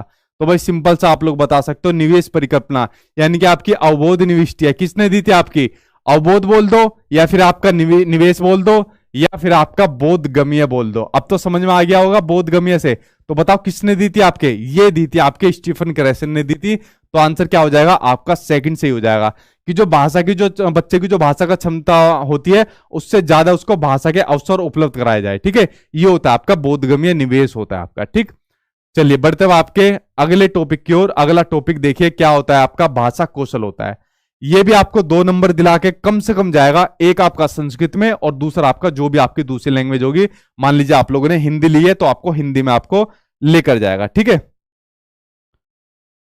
सर संस्कृत पढ़ा रहे हो या मनोविज्ञान पढ़ा रहे हो, भाई एक काम करना, जब पेपर आएगा ना और पेपर के अंदर जब आपको क्वेश्चन देखने को मिलेंगे तब पता चलेगा संस्कृत पढ़ा रहे हैं या मनोविज्ञान पढ़ा रहे हैं। ठीक, आपके जो मनोवैज्ञानिक है, जो आपके वाइगोत्स्की हो गए, स्टीफन क्रेसन हो गए, नोम चोम्स्की हो गए, इन्होंने भाषा पर जो अपने विचार रखे थे वो क्वेश्चन आपके एग्जाम में आते हैं। ठीक है, जो मैं पढ़ा रहा हूं अगर आपके एग्जाम में आपको देखने को ना मिले ना तो एग्जाम के बाद मुझे बता देना आए। ठीक है, तो अभी पढ़ते रहो, आंख बंद करके पढ़ते रहो, जो मैं आपको पढ़ा रहा हूं पेपर आने दो सामने और उसके बाद मुझे बताना अगर ना मिले तो पेपर के अंदर।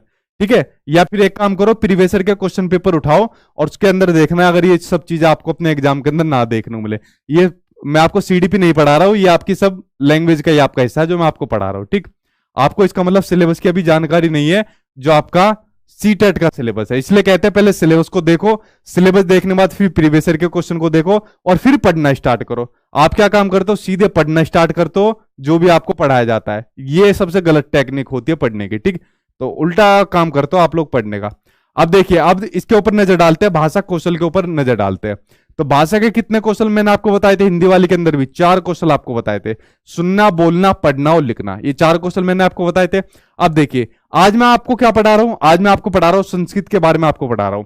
तो संस्कृत में जो मैं आपको पढ़ा रहा हूं, जो मैं अपने विचारों को आपको अभिव्यक्त कर रहा हूं, किसके माध्यम से कर रहा हूं, वो मैं आपको अभिव्यक्त कर रहा हूं एक तो बोलकर, एक कैसे कर रहा हूं, एक तो बोलकर, ठीक है, और क्या काम कर रहा हूं, लिखकर। ठीक है, तो बोलना और लिखना ये भाषा के कैसे कौशल है, ये भाषा के कौशल है आपके अव्यक्तात्मक कौशल, जिनको आपके उत्पादक कौशल भी बोला जाता है या फिर उत्पादकम कौशल बोल सकते हो आप लोग इसको संस्कृत के अंदर। ठीक है, जब अपने विचारों को बोलकर और लिखकर अभिव्यक्त किया जाता है तो ये होते हैं भाषा के आपके अव्यक्तात्मक यानी कि उत्पादक कौशल, इसको बोला जाता है। इंग्लिश में इनको प्रोडक्टिव स्किल के नाम से भी इनको जाना जाता है। ठीक है, उसके अलावा या फिर इनको वाचन या फिर लेखन कौशल के नाम से भी आप लोग लिख सकते हो। उसके अलावा जो चीज मैं आपको पढ़ा रहा हूं, जो चीज मैं आपको अव्यक्त कर रहा हूं, उसको आप लोग ग्रहण कैसे कर रहे हो, ठीक है, उसको आप लोग ग्रहण कर रहे हो। जो मैं चीज आपको बोल रहा हूं उसको सुन रहे हो मेरी आवाज को, और सुनने के साथ साथ जो मैं चीजें लिख रहा हूं उसको पढ़ रहे हो। तो सुनना और पढ़ना, ठीक है, सुनना और पढ़ना, ये होते हैं भाषा के गणनात्मक कौशल। कौन से होते हैं? भाषा के गणनात्मक कौशल। तो ये होते हैं आपके भाषा के चारों कौशल। एक होता है भाषा के अव्यक्तात्मक कौशल, और दूसरे होते हैं आपके गणनात्मक आपके कौशल होते हैं, जो मैंने आपको बता दिए, ठीक है। तो इनके ऊपर आप लोगों की नजर डल गई? हाँ, बिल्कुल सही बात है। तो ये चारों क्वेश्चन हो गए आपके। अब देखिए, इनके बारे में मैंने आपको कई बार बताया हुआ है, जो सबसे ज्यादा पॉइंट आपके एग्जाम में आते हैं कि ये क्या होते हैं, आपस में अंतर संबंधित होते हैं।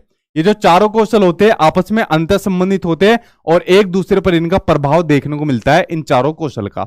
और कभी भी आपके एक क्रम से नहीं सीखे जाते। क्या होते हैं? कभी भी एक क्रम से, एक सीक्वेंस से आपके चारों क्वेश्चन नहीं सीखे जाते। एक साथ सीखे जाते हैं लेकिन एक क्रम से नहीं सीखे जाते, ठीक है। तो ये बात आपको हमेशा ध्यान रखनी है। उसके अलावा बढ़ते हुए आपके एक क्वेश्चन की ओर, बड़ा सिंपल सा क्वेश्चन लिया हुआ है। एक मुझे संस्कृत के अंदर मिला नहीं कोई भी क्वेश्चन, कोई बड़ा सा क्वेश्चन मिलता तो आपको बताता, लेकिन आपको समझ जाना चाहिए। जैसे क्वेश्चन दिया हुआ है कि उत्पादक कौशलम अस्ति, कि उत्पादक कौशल कौन से, यानी कि अव्यक्तात्मक कौशल कौन से होते हैं, तो आपके संभाषणम और लेखनम, ये आपके कौन से उत्पादक कौशल होते हैं। तो सिंपल सा क्वेश्चन था जो मैंने आपको बता दिया। बढ़ते हुए आपके शिक्षण विधियों के बारे में बात करते हैं, जो आपकी हिंदी में आती है, आपकी संस्कृत के अंदर भी आती है। इनके बारे में भी एक एक करके बात कर लेते हैं, आपकी शिक्षण विधियों के बारे में। तो इनके ऊपर एक बार नजर डाल लेते हैं, ठीक है जी। सही है। एग्जाम कब होगा आपके? जल्दी एडमिट कार्ड आपका आने वाला है, जिन बच्चों का पहली शिफ्ट के अंदर होगा उनका आने वाला है, ठीक। विधियों के बारे में बात करते हैं। सबसे पहले पढ़ते हैं आपकी व्याकरण अनुवाद विधि, ठीक। व्याकरण अनुवाद विधि, जिसको आपकी शास्त्रीय विधि या जिसको प्राचीन विधि के नाम से भी जाना जाता है, ठीक है। पुरानी विधि आपकी है, प्राचीन विधि है, पुरानी विधि है, शास्त्रीय विधि के नाम से जाना जाता है। इसमें क्या होता है, किसी दूसरी भाषा का व्याकरण पहले पढ़ाते हैं। मान लो आपको दूसरी भाषा सीखनी है संस्कृत, क्या सीखनी है आपको दूसरी भाषा संस्कृत सीखनी है। मुझे लगता नहीं आप में से कोई जितने वीडियो देख रहे हैं कोई संस्कृत भाषा सीखेगा, कुछ लोगों को छोड़ के। अगर आपको कोई दूसरी भाषा सीखनी है संस्कृत, तो दूसरी भाषा संस्कृत सीखने के लिए पहले आपको इसका व्याकरण सीखना पड़ेगा। पहले आपको इसका ग्रामर, यानी कि पहले आपको इसका व्याकरण सीखना पड़ेगा। दूसरी बात, संस्कृत सीखने के लिए इसमें बोलने पर ज्यादा जोर नहीं दिया जाता है, कम्युनिकेट करने पर जोर नहीं दिया जाता है। किस पे? इसमें जो होता है, इसमें आपका बोलने पर जोर नहीं दिया जाता, ठीक है। इसमें लिखने और आपका पढ़ने पर जोर दिया जाता है। किसको? लिखो और पढ़ो। जितना लिखोगे, जितना पढ़ोगे, उतना ज्यादा आपको सीख जाओगे। यार ऐसा पॉसिबल थोड़ी है, जब तक बोलेंगे नहीं तो सीखेंगे कैसे? तभी तो इसलिए कहा जाता है इसको पुरानी विधि, शास्त्रीय मेथड कहा जाता है। बोलने से ही तो आएगी भाषा जो आएगी, ठीक है। तो इस विधि में यह काम किया जाता है। इस विधि में अनुवाद का सहारा लिया जाता है। किसका? इस विधि में अनुवाद का, यानी कि ट्रांसलेशन का सहारा लिया जाता है। मान लो संस्कृत के अंदर कोई भी वाक्य कह दिया कि यह मेरा परिवार है, ठीक है, तो उसको क्या काम करेंगे, मान लो संस्कृत में कुछ भी बोल दिया तो उसको ट्रांसलेशन करेंगे पहले हिंदी के अंदर। तो इसमें अनुवाद का सहारा लिया जाता है मातृभाषा के अंदर। तो ये वाली होती है आपकी कौन सी? आपकी व्याकरण अनुवाद विधि होती है, ठीक। उसके अलावा अगली होती है आपकी प्राकृतिक विधि होती है, नेचुरल मेथड होती है। इसमें बोलने पर फोकस किया जाता है, ठीक। कहा गया सुनने और बोलने पर फोकस किया जाता है। इस विधि में मान लो संस्कृत सीखनी है, तो पहले संस्कृत को सुना और फिर बोला, सुना बोला, सुना बोला। तो जितना ज्यादा सुनेंगे और उतना फिर जितना ज्यादा बोलेंगे, उतना ज्यादा किसी भाषा को हम लोग सीख जाएंगे। तो ये होती है आपकी प्राकृतिक विधि होती है, ठीक है। तो इसमें आपका भाषा को जल्दी सीख जाते हैं इस वाली विधि के अंदर, ठीक है। चलिए अगली देखते हैं, ब्रेन स्टॉर्मिंग देखते हैं, जिसके बारे में मैंने आपको बताया। इस विधि में बच्चों को क्या काम करते हैं? इस विधि में पहले बच्चों को कोई समस्या दी जाती है। समस्या देने के बाद, जैसे मैंने आपको कोई समस्या दे दी कि बताओ सीटेट का एग्जाम कैसा आप लोग पास करोगे, तो सीटेट की मैंने आपको समस्या दे दी, और समस्या देने के बाद आप लोगों के दिमाग में क्या होनी शुरू हो गई? आप लोगों के दिमाग में उथल पुथल होना शुरू हो गई, ठीक है। और यही उथल पुथल की जो ये प्रक्रिया होती है आपके दिमाग में, यही होती है आपकी ब्रेन स्टॉर्मिंग होती है। उसके बाद आप लोग इसका समस्या का समाधान करना स्टार्ट कर दोगे, ठीक है। कि यार चलो इनके जो नोट्स है उनको जल्दी निचोड़ डालते हैं, ठीक है, इनकी मैराथन देखते हैं और प्रैक्टिस करते हैं मॉक टेस्ट की, क्योंकि ऑनलाइन आपका एग्जाम है। तो जब दिमाग में इस तरीके की उथल पुथल होती है किसी समस्या के समाधान के लिए, तो ये होती है आपकी मस्तिष्क उद्वेलन विधि, ब्रेन स्टॉर्मिंग आपका मेथड होता है। अगली विधि होती है आपकी प्रत्यक्ष विधि, जिसको डायरेक्ट मेथड के नाम से जाना जाता है, जिसके बारे में मैंने आपको पहले भी बताया था। तो प्रत्यक्ष विधि के अंदर क्या होता है, किसी भाषा को डायरेक्ट रूप से सीखा जाता है, यानी प्रत्यक्ष रूप से किसी भाषा को सीखा जाता है। ठीक है, वो कैसे सीखा जाता है? मान लो अगर आपको किसी भाषा को सीखना है, मान लो अगर आपको संस्कृत भाषा सीखनी है, ठीक है, अगर आपको संस्कृत भाषा सीखनी है, ठीक है, और आपको हिंदी भाषा आती है और आपको सीखनी है संस्कृत भाषा, तो आप लोग कहाँ चले गए? आप लोग चले गए हिमालय की पहाड़ियों में चले गए। कहाँ चले गए आप लोग? नहीं, हिमालय की पहाड़ियों में नहीं चले गए। इंग्लिश का एग्जाम्पल सबसे बढ़िया रहेगा, इंग्लिश का एग्जाम्पल सबसे बढ़िया रहेगा। आप लोगों को इंग्लिश भाषा सीखनी है, ठीक है, और आपको आती है हिंदी भाषा आती है, तो अगर किसी को इंग्लिश भाषा सीखनी है तो वो यहां पर दूसरे देश में चला गया इंग्लिश भाषा सीखने, तो यहां पर क्या काम करेगा? इनके साथ रहना शुरू कर देगा कुछ टाइम पर, इनके साथ रहना शुरू कर देगा कुछ टाइम पर। जब वो इनके साथ 2 महीने 4 महीने कुछ रहना शुरू करेगा, तो कुछ महीने के बाद वो इनकी भाषा को समझने लग जाएगा और कुछ महीने के बाद थोड़ा बहुत बोलना भी शुरू कर देगा। तो आप लोग देखोगे कुछ महीने के बाद जब हम इनके साथ रहना शुरू करेंगे, बोलना शुरू करेंगे, तो हमको इंग्लिश भाषा समझनी भी शुरू हो जाएगी और बोलनी भी आनी शुरू हो जाएगी। आप लोग एक बात नोटिस करोगे कि यहां पर मातृभाषा का कोई भी स्थान नहीं है। किसका?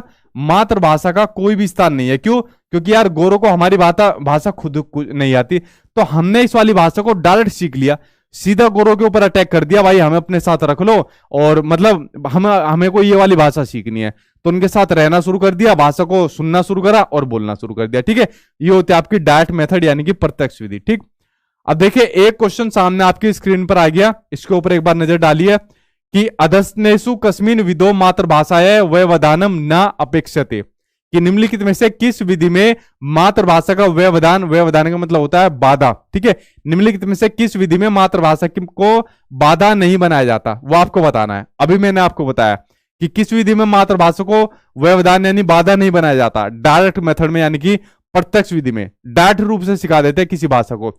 मैंने आपको बताया हुआ है, अगर मान लो आपको संस्कृत भी आपको सीखनी है, आपको इंग्लिश सीखनी है, कोरियन सीखनी है, जापानी सीखनी है, कुछ भी आपको सीखनी है, उन लोगों के साथ रहना शुरू कर दो, 2-3 महीने रहना शुरू कर दो, 4-5 महीने रहना शुरू कर दो। उन लोगों के साथ जब आप रहना शुरू कर दोगे, ऑटोमेटिकली आपको वो वाली भाषा आनी शुरू हो जाएगी। ठीक है, और वहां पर मातृभाषा की कोई जगह नहीं है, क्योंकि उन्हें खुद हमारी मातृभाषा नहीं आती। ठीक है, तो ये होती है आपकी प्रत्यक्ष विधि होती है, यानी कि आपकी डायरेक्ट मेथड होती है। ठीक, बढ़ते अब आपके अगले एक और क्वेश्चन की ओर जो आपका इसी से संबंधित है। अगला क्वेश्चन आपका कठोर अभ्यास है निम्नलिखितेषु कस्य मुख्य पद्धति अस्ति, कि कठोर अभ्यास निम्नलिखित में से किसकी मुख्य पद्धति है वो आपको बताना है। समग्र भाषा पक्ष है नहीं, संप्रेषणात्मक पक्ष है आपकी नहीं, व्याकरण अनुवाद विधि की है। किसकी?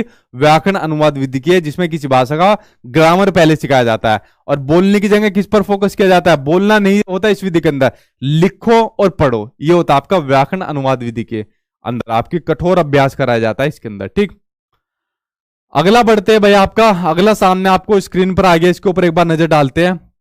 कचित अध्यापक है काचित शब्दांश स्पष्टतया श्याम पटले लिखित छात्रा तान सौलेखन पुस्तकियाम लिखंती वर्तनी शिक्षण प्रविधिषु निम्नलिखितेषु का है प्रविद्या सर्वोत्तमा अस्ति। यहां पर कहा हुआ है कि यहां पर कोई अध्यापक है, वो यहां पर किसी श्यामपट पर, श्यामपट मतलब ब्लैक बोर्ड पर शब्दों को लिखता है और शब्दों को लिखने के बाद अपने छात्रों से कहता है कि जो वो लिख रहा है उसको अपने किस पर लिखो, अपनी पुस्तक में लिखो, खुद की पुस्तक में लिखो।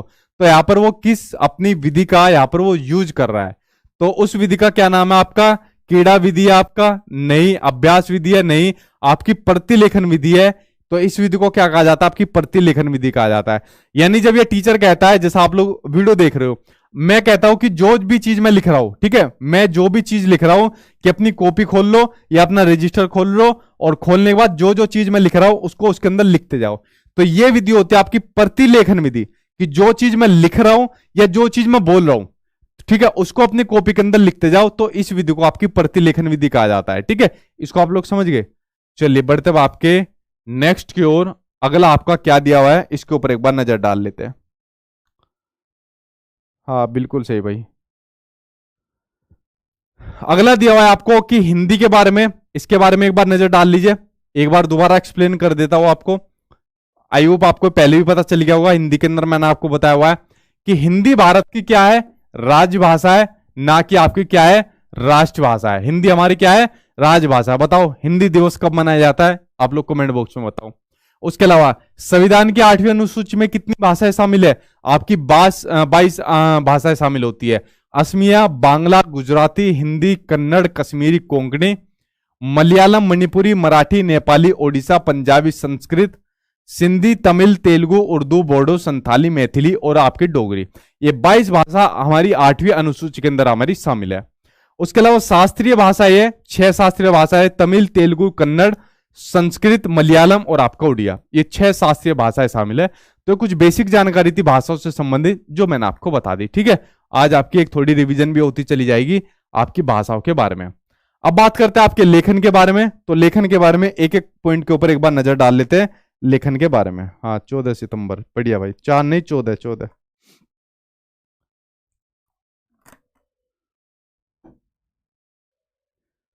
गुड इवनिंग सर, मोबाइल पर मॉक टेस्ट कर सकते हैं, प्लीज एडवाइस दे। हाँ, मोबाइल पर कर सकते हो मॉक टेस्ट, ठीक है, लेकिन अपने एग्जाम से पहले कंप्यूटर पर जरूर करना, ठीक।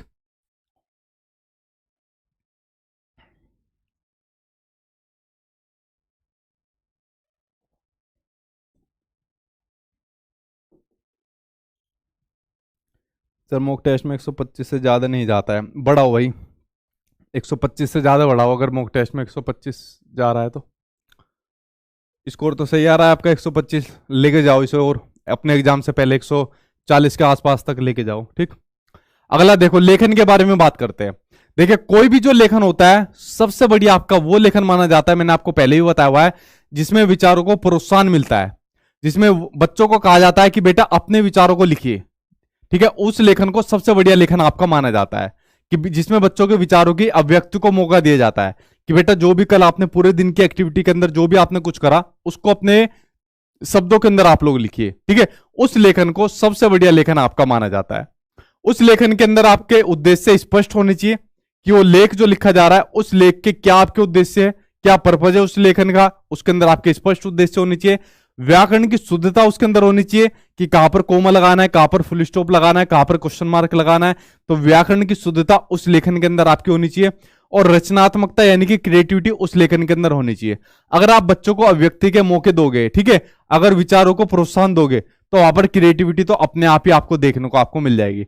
तो इस प्रकार आपके लेखन की आपको कुछ ये विशेषताएं होनी चाहिए जो आपका अच्छा आपका लेखन होता है, ठीक। और देखते हैं आपके लेखन की प्रक्रिया उपागम। लेखन की प्रक्रिया उपागम ये कहती है कि जो स्टूडेंट होता है वो लेखन को जो लिखता है वो तरीके से लिखता है, ठीक है। तो लेखन की प्रक्रिया उपागम बोला जाता है कि लिखने को लिखने से सीखना, ठीक है। अब देखिए, हमने जो लिखना सीखा था, जो भी चीज हम सीखते हैं, लिखना सीखते हैं भाई, जो भी चीज आज तक हमने लिखनी सीखी है, तो इसको सीखा कैसे है? लिखने से तो सीखा है। जितना हम लोग लिखते गए भाई, सबसे पहले हमने आ अनार ई की मात्रा सीखी, फिर वाक्य बनाना, शब्द बनाना सीखे, वाक्य बनाना सीखे, तो इस तरीके से हमने सीखा। तो हमने जो लिखना सीखा है ना, वो लिखने से ही सीखा है। तो लिखने से लिखना सीखने को ही क्या कहा जाता है? लेखन का प्रक्रिया उपागम। यानी लिखने की जो प्रक्रिया होती है वही आपका क्या होता है? लेखन का प्रक्रिया उपागम होता है। कोई बच्चा ऐसा हुआ है जिसने सीधे अपने आप एक वाक्य बनाना सीख लिया, एक कविता बनानी सीख ली, एक पैराग्राफ सीख लिया? नहीं। तो लिखने को लिखने से सीखना, यही होता है आपका लेखन का प्रक्रिया उपागम होता है, ठीक है। इसको आप लोग समझ गए। आगे बढ़ते हैं, एक बढ़ते हैं भैया आपका श्रुत लेख के बारे में पढ़ते हैं। श्रुत लेख क्या होता है? ये आपके एग्जाम में बहुत पूछा जाता है। श्रुत लेख होता है आपका सुनकर लिखे हुए लेख को कहा जाता है आपका श्रुत लेख। वो लेख जो आपका सुनकर लिखा हुआ होता है। जैसे जो टीचर होता है, टीचर क्या काम करता है? कुछ अपनी तरफ से बोलता है, कॉपी में से कुछ बोल दिया या अपनी तरफ से कुछ बोल दिया, और बच्चे फिर क्या काम करते हैं? उस चीज को अपनी कॉपी के अंदर नोट डाउन करते रहते हैं। तो वही होता है आपका श्रुत लेख होता है, यानी सुनकर लिखा हुआ लेख को कहा जाता है आपका श्रुत लेख आपका कहा जाता है, ठीक है। जिसको पहले इमला बोलते थे, ठीक है। तो इमला जो है आपका क्या है? आपका श्रुत लेख है, ठीक। चलिए बढ़ते अब आपके आगे की ओर बढ़ते हैं। इससे संबंधित क्वेश्चन जो सामने आपको अपनी स्क्रीन के ऊपर आ गया, इसके ऊपर एक बार नजर डालते हैं। क्वेश्चन आपको दिया हुआ है कि लेखन प्रक्रिया है अवस्था नाम समुचितम क्रमम चुनित, ठीक है। कि लेखन की प्रक्रिया की यहां पर अवस्था का आपका क्रम क्या होगा? तो बताओ लेखन की प्रक्रिया आपकी क्या होनी चाहिए? उसका एक सीक्वेंस यहां पर आपको एक क्रम दिया हुआ है। देखिए, सबसे पहले अगर मैं ऑप्शन देखूं तो सबसे पहली प्रक्रिया होती है आपकी ब्रेन स्टॉर्मिंग होती है, जिसमें आपके विचारों में उत्तेजना होनी चाहिए, ठीक है। तो सबसे पहली प्रक्रिया आपकी ब्रेन स्टॉर्मिंग होती है। मान लो आपको किसी पॉइंट के ऊपर लेख लिखना है, मान लो भाई आपको बेरोजगारी के ऊपर लिखना है। किसके ऊपर?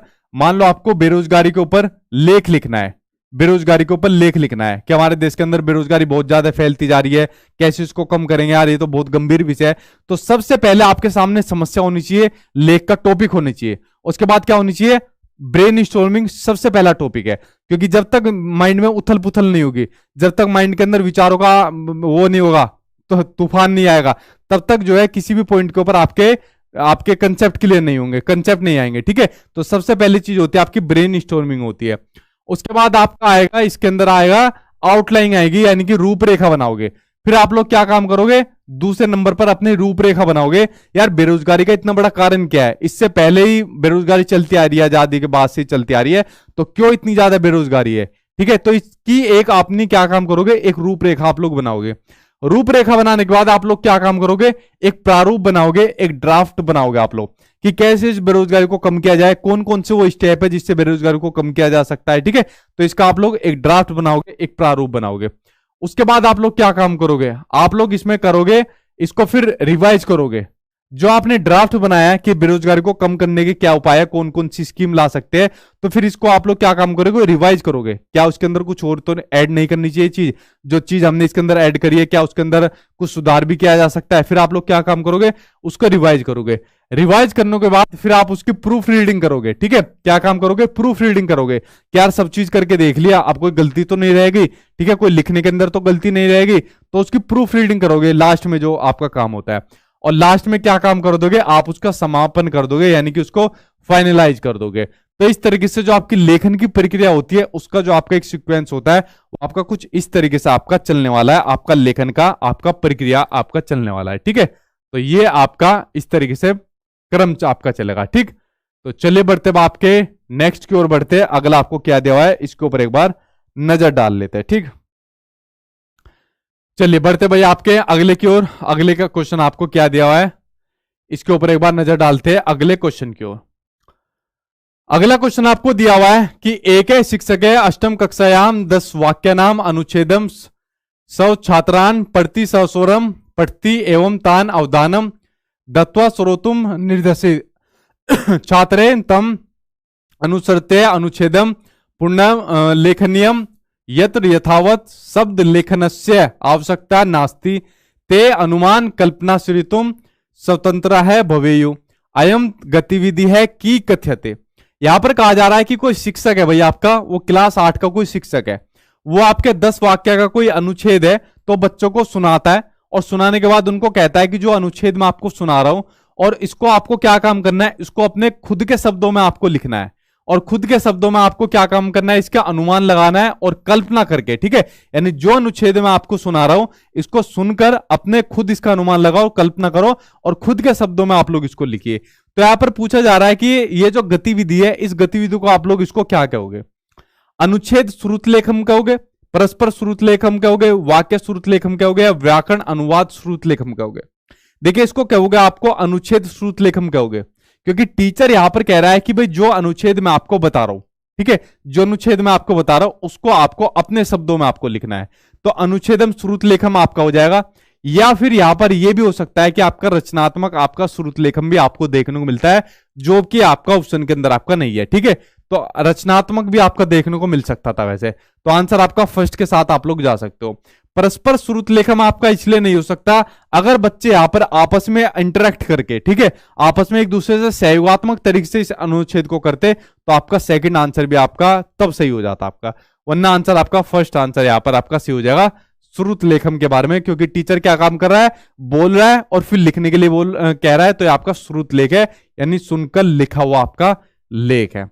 अगला देखिए, अगला सामने आपको अपनी स्क्रीन पर आ गया कि छात्रा है लेखनस्य बहुव्यय स्तरेभ्य गच्छन्ति, कि छात्र जो होते हैं लेखन के बहुत सारे आपके स्तर से आपके गुजरते हैं।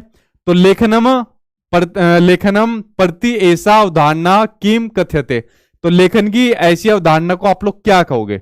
जो बच्चे होते हैं वो लेखन के कई सारे आपके स्तर से गुजरते हैं, भाई गुजरती है लेखन के कई सारे स्तर से। अब जब बच्चा स्कूल के अंदर आता है पहले क्या काम करता है, इस तरीके से बनाता है कुछ उल्टी चीज, ठीक है, यानी इस तरीके से करता है, यानी सबसे पहली चीज क्या करता है आपकी स्क्रिबलिंग करता है। ठीक है, क्या काम करता है, स्क्रिबलिंग यानी कि घसीटा मार, तो इस तरीके से करता है कुछ, ठीक है। इसके बाद क्या काम करता है, एक लाइन में वो लिखना शुरू करता है तरीके से चीजों को, ठीक है, इस तरीके से चीजों को लिखना शुरू करता है। उसके बाद वो शब्द बनाना सीखता है, ठीक है, उसके बाद वो शब्द बनाना सीखता है, और उसके बाद फिर क्या काम करता है, वाक्य बनाना सीखता है, ठीक है, क्या बनाना सीखता है, वाक्य बनाना सीखता है वो कोई भी, ठीक। तो इस तरीके से बच्चा क्या काम करता है, लेखन की कई सारी प्रक्रियाओं से एक छात्र गुजरता है। सबसे पहले वो स्क्रिबलिंग करता है, फिर इस तरीके से अपनी एक जो है प्रक्रिया से होता हुआ गुजरता जाता है। तो यहां पर पूछा हुआ है इस अवधारणा को क्या कहोगे, उत्पादन अवधारणा कहोगे, ये उत्पादन अवधारणा नहीं होगी, इसको प्रक्रिया अवधारणा कहोगे, लेखन की प्रक्रिया अवधारणा। मैंने क्या कहा था, लिखने को लिखने द्वारा सीखना, लिखने को लिखने द्वारा सीखना। अब बच्चा है लिखना सीख रहा है, और लिखना कैसे सीख रहा है, लिखने के द्वारा लिखना सीख रहा है। पहले उसने ये सीखा, फिर ये सीखा, फिर ये सीखा, फिर आगे ये सीखा, ठीक है। तो ये होता है आपका लेखन का प्रक्रिया उपागम, लिखने को लिखने द्वारा सीखना आपका, ठीक है। तो आंसर सेकंड आंसर यहां पर आपका सही हो जाएगा। बढ़ते अब आपके अगले टॉपिक की ओर, आपके भाषा से संबंधित कुछ आपके पॉइंट आ गए, इनके ऊपर एक बार नजर डाल लेते हैं, आपके भाषा से संबंधित पॉइंट के ऊपर। ठीक है भाई,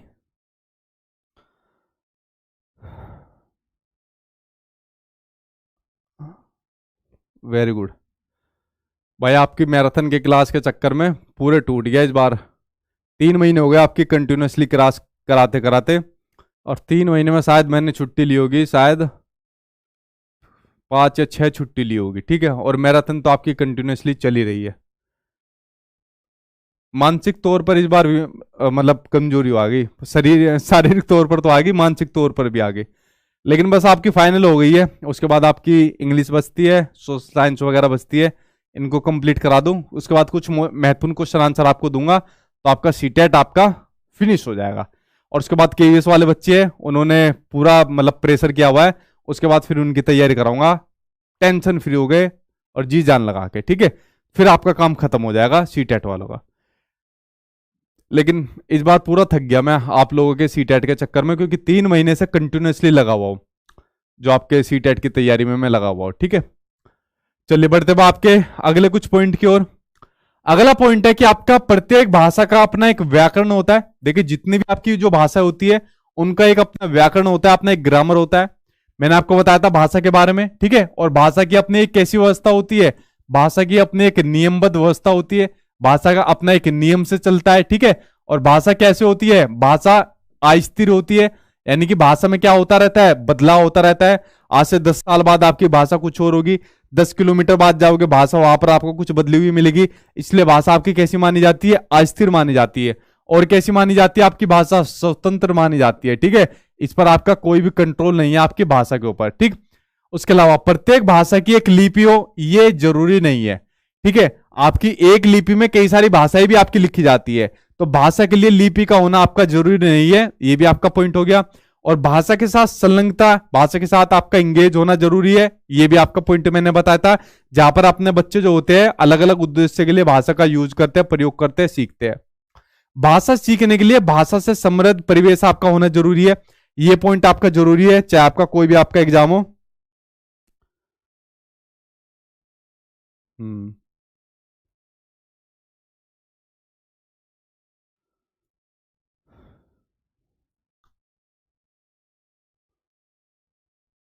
केवीएस का आपका स्टार्ट है भाई, आप उसमें एप्लीकेशन डाउनलोड कर लो, प्ले स्टोर पर जाओ, वहां पर लिखो सचिन एकेडमी, और सचिन एकेडमी ऑफिशियल लिखो, तो वहां पर मेरी ऑफिशियल वो आ जाएगी, क्या नाम है ऐप, उसको डाउनलोड कर लो, उस पर आपको केवीएस के मिल जाएंगे, ठीक है। तो एप्लीकेशन डाउनलोड कर लो, प्ले स्टोर पर जाकर सचिन एकेडमी ऑफिशियल, उस पर आपको केवीएस के आपको मिल जाएंगे, ठीक। आगे देखिए, भाषा सीखने के लिए कैसा परिवेश होना चाहिए, समृद्ध परिवेश होना चाहिए। समृद्ध परिवेश मतलब ऐसा प्रिंटेड परिवेश होना चाहिए जहां पर आपको भाषा बिखरी हुई आपको देखने को मिलनी चाहिए। जैसे मैंने आपको एक एग्जांपल भी बताया था कि जहां पर आपको बोर्ड देखने को मिले, कोई कोचिंग का बोर्ड आपको देखने को मिले, नेताओं के बोर्ड आपको देखने को मिले, ईमानदार, कर्मठ, जुझारू और क्या क्या देखने को मिलता है इनके लिए, ठीक है। उसके अलावा आपको साइन बोर्ड आपको देखने को मिले, तो हमारे चारों तरफ ऐसे बोर्ड लगे रहते हैं, ठीक है।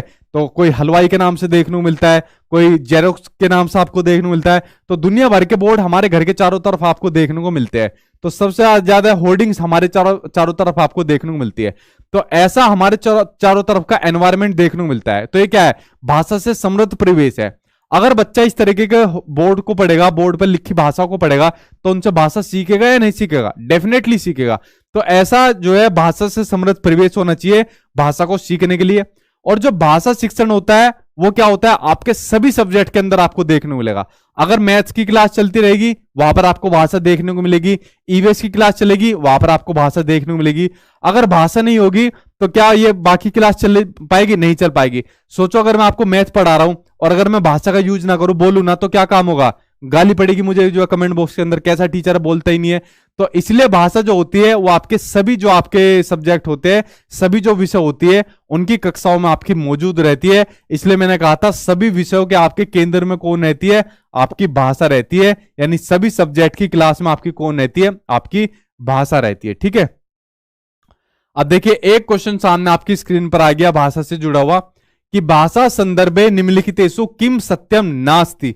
नास्ति का मतलब मैंने शुरुआत में मैंने आपको क्या बताया था? नास्ति का मतलब होता है आपका नहीं है। इसलिए मैंने कहा शुरुआत के वर्ड आप लोग देख लेना, उससे आप लोगों को संस्कृत से हिंदी में कन्वर्ट करने में आसानी रहेगी कि निम्नलिखित भाषा के संदर्भ में निम्नलिखित में से कौन सा कथन आपका सत्य नहीं है।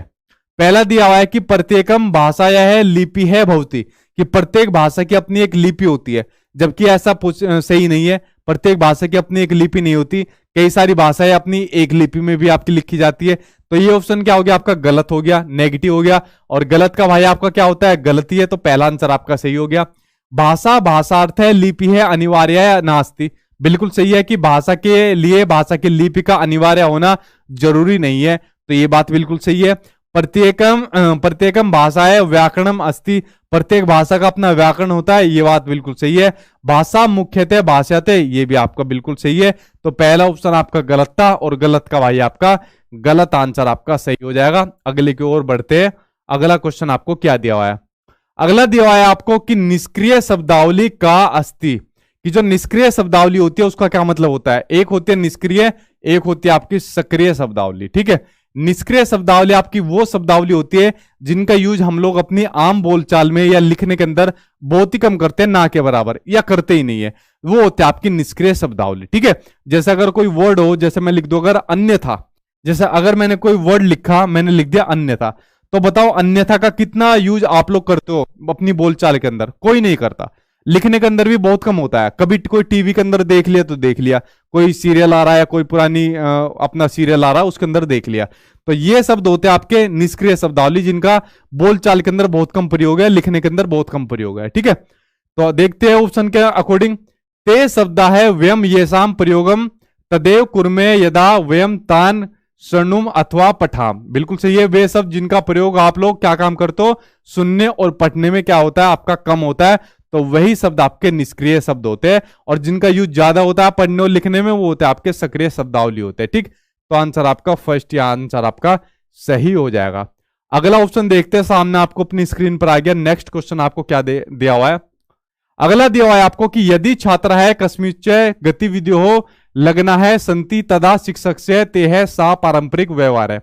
यदि छात्र किसी गतिविधि में लगन है, संलग्न है, यानी लगा हुआ है, तो शिक्षक को उनके साथ कैसा पारंपरिक व्यवहार करना चाहिए आपको बताना है। अगर वो किसी गतिविधि में लगा हुआ है तो बताओ टीचर, आप लोग बताओ, तो आप लोग कैसा व्यवहार करोगे उसको बच्चों के साथ?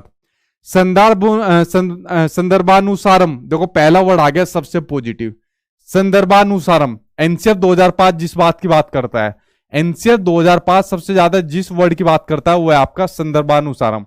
यानी बच्चों को संदर्भ के अनुसार भाषा के विकास कराना चाहिए, बच्चों को संदर्भ के अनुसार पढ़ाना चाहिए। ठीक है, तो आगे पढ़ने की जरूरत नहीं है वैसे, कि संदर्भानुसारम भाषा है संप्रेषण से चाहे विकास सहायक है भवती, कि बच्चों को संदर्भ के अनुसार भाषा का जो है संप्रेषण कराना चाहिए जो उनके भाषा विकास के लिए आपका सहायक होता है। तो आंसर आपका सही हो जाएगा।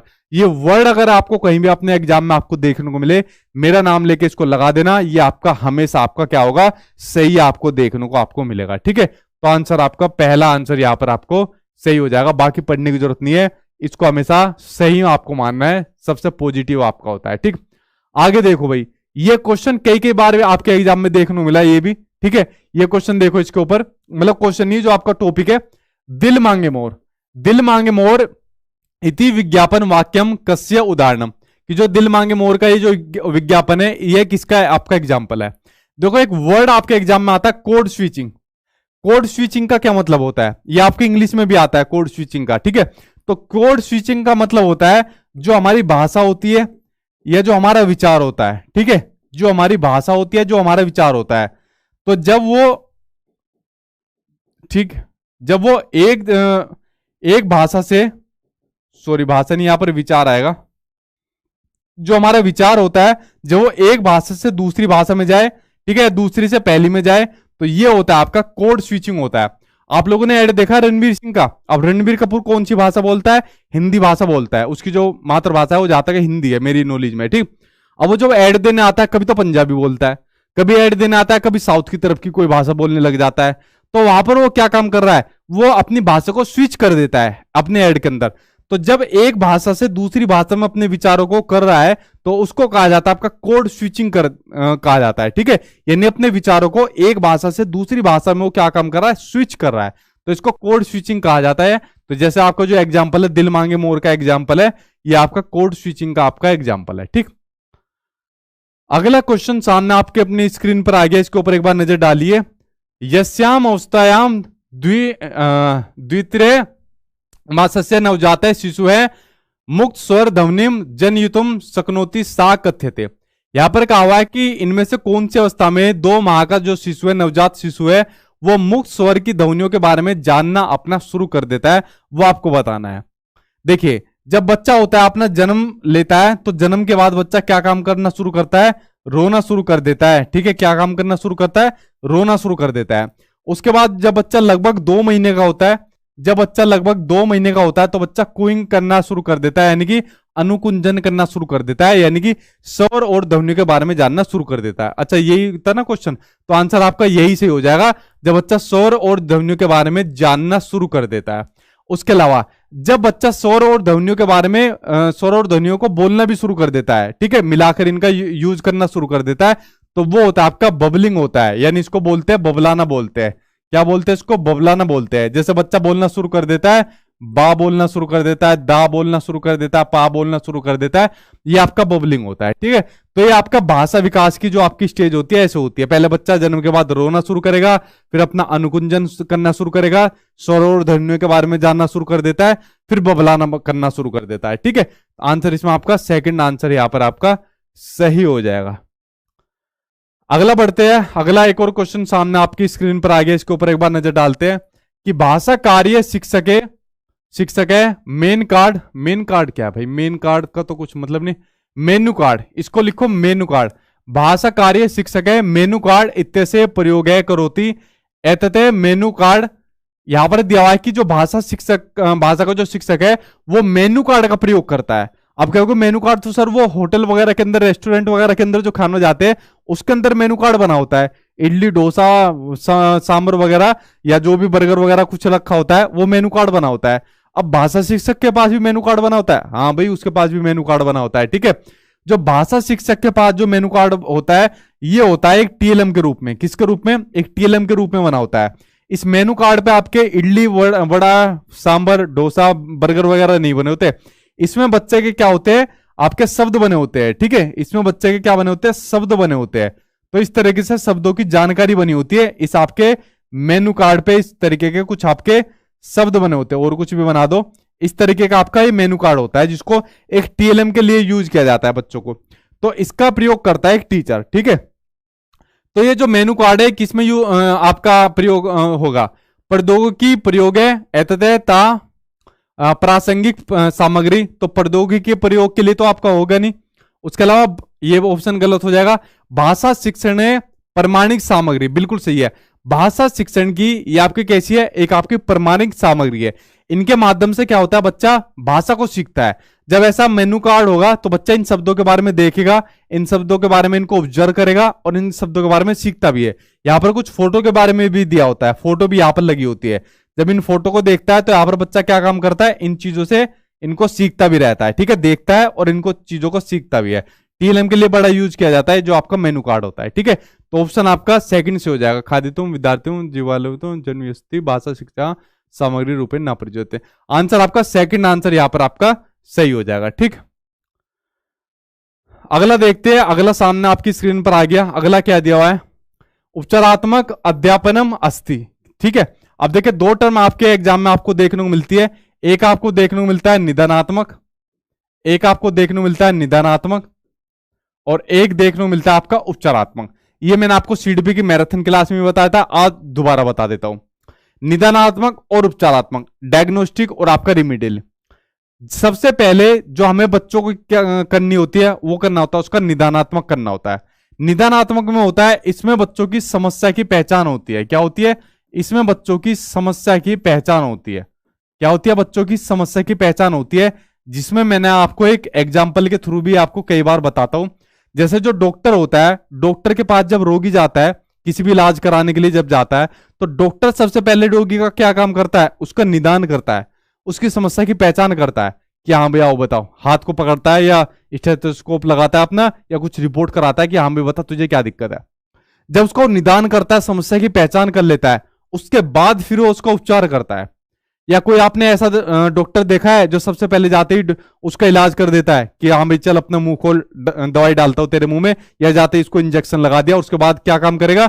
हाँ भाई बता अब तुझे क्या दिक्कत है। नहीं, सबसे पहले जो टीचर भी होता है वो बच्चे का निदान करता है, उसकी समस्या की पहचान करता है, और पहचान करने के बाद फिर उसका उपचार करता है। टीएलएम का यूज करता है, अपनी स्टेटी उसकी जो वो होती है स्टेटी जो होती है उनका यूज करता है, अपने मेथड्स का जो है उसके अंदर अपना यूज करता है। ठीक है, तो आपको सबसे पहले ध्यान रखना है उपचारात्मक अध्यापन जो होता है वो किस पर निर्भर करता है? वो निर्भर करता है आपके निदानात्मक पर निर्भर करता है। ठीक है, सबसे पहले समस्या तो पता लगनी चाहिए, और समस्या एक बार पता लग गई तो फिर उसके बाद उपचार अपना अपने आप ही बढ़िया हो जाएगा। ठीक है, पता नहीं वरना कौन सी गोली किसकी दी जाएगी।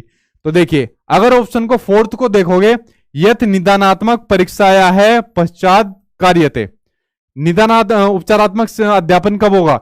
जब आपका निदानात्मक परीक्षण आपका कंप्लीट हो जाएगा। ठीक है, तो आंसर क्या हो जाएगा? फोर्थ आंसर यहां पर आपका सही हो जाएगा। चलिए बढ़ते अब आपके अगले की ओर बढ़ते हैं। अगला सामने आपको अपनी स्क्रीन पर आ गया, इसके ऊपर एक बार नजर डालिए। निम्नलिखितेषु किम संज्ञानात्मक शैक्षणिक क्षमता, जिसको बोला जाता है काल्प।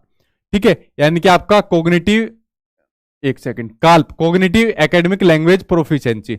एक होता है काल्प और एक होता है आपका बीआईसीएस। ठीक है, एक होता है आपका बीआईसीएस, इसको शॉर्ट में लिख देता हूं मैं, आपका बेसिक इंटरपर्सनल कम्युनिकेटिव पूरा आ जाएगा यहां पर, और स्किल। ठीक है, ये दो होती है आपकी। एक होती है आपकी calf academic language cognitive academic language proficiency, एक होती है आपकी बीआईसीएस बेसिक इंटरपर्सनल कम्युनिकेटिव स्किल्स। देखिए दो तरीके की आपकी लैंग्वेज होती है। जो आपकी बीआईसीएस होती है, ये वाली आपकी वो लैंग्वेज होती है जो आपकी नॉर्मल बोलचाल वाली भाषा में बोली जाती है। और बड़ी क्या क्या हो रहा है? बस भाई कट रही है। ठीक है, तो इस तरीके की जो आम बोलचाल में जो भाषा का यूज होता है वो वाली भाषा होती है आपकी बीआईसीएस होती है, यानी कि बेसिक इंटरपर्सनल कम्युनिकेटिव स्किल होती है।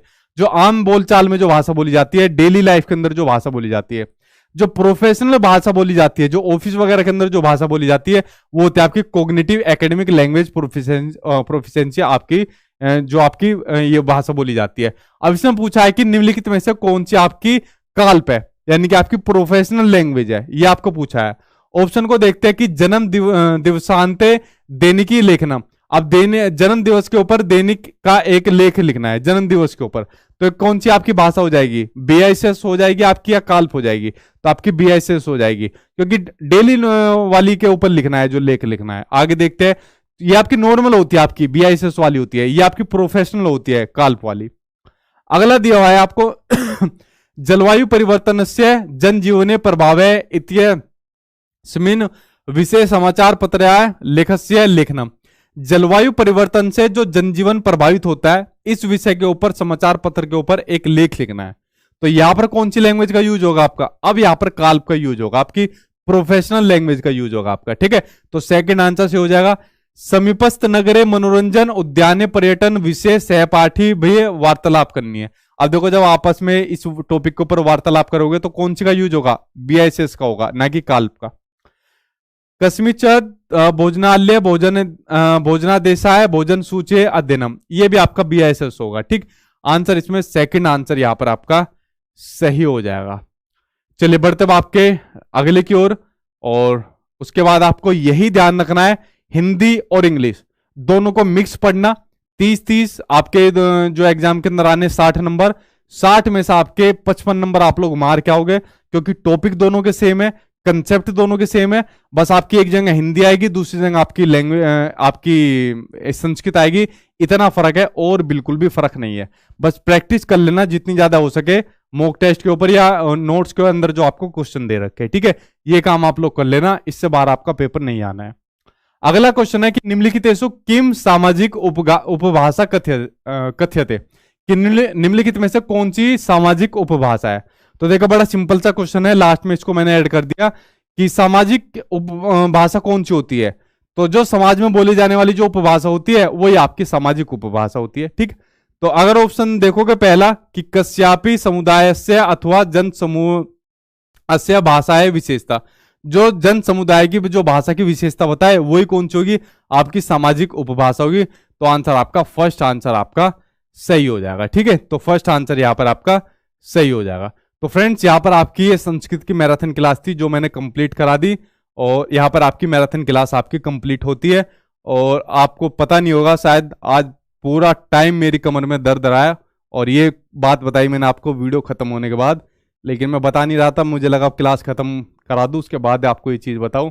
तो मैराथन क्लास मैंने आपको पूरी कवर करा दी, और उसके बाद अब मैं करूंगा भाई आराम, और आराम करने के बाद देखता हूँ कल मिलूंगा आपसे मैराथन क्लास के अंदर कौन सी मैराथन क्लास कराता हूँ।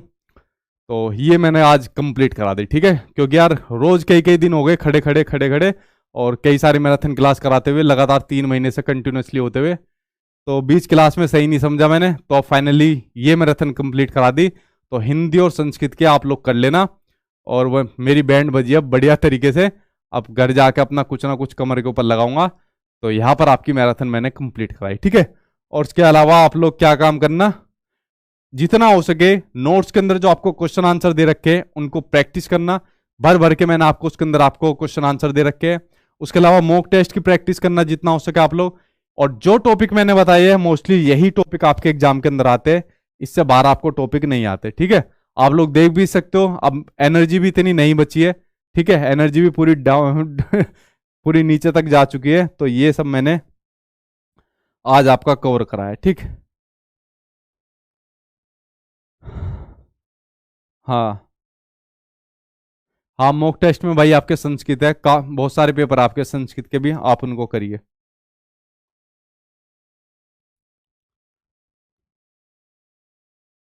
हाँ ले लूंगा नाम भाई आपका, कोई बात नहीं। एक एक अर्जा पुर्जा जा रहा है, पहले गला गया फिर गर्दन गई, फिर कंधा गया, आज कमर गई।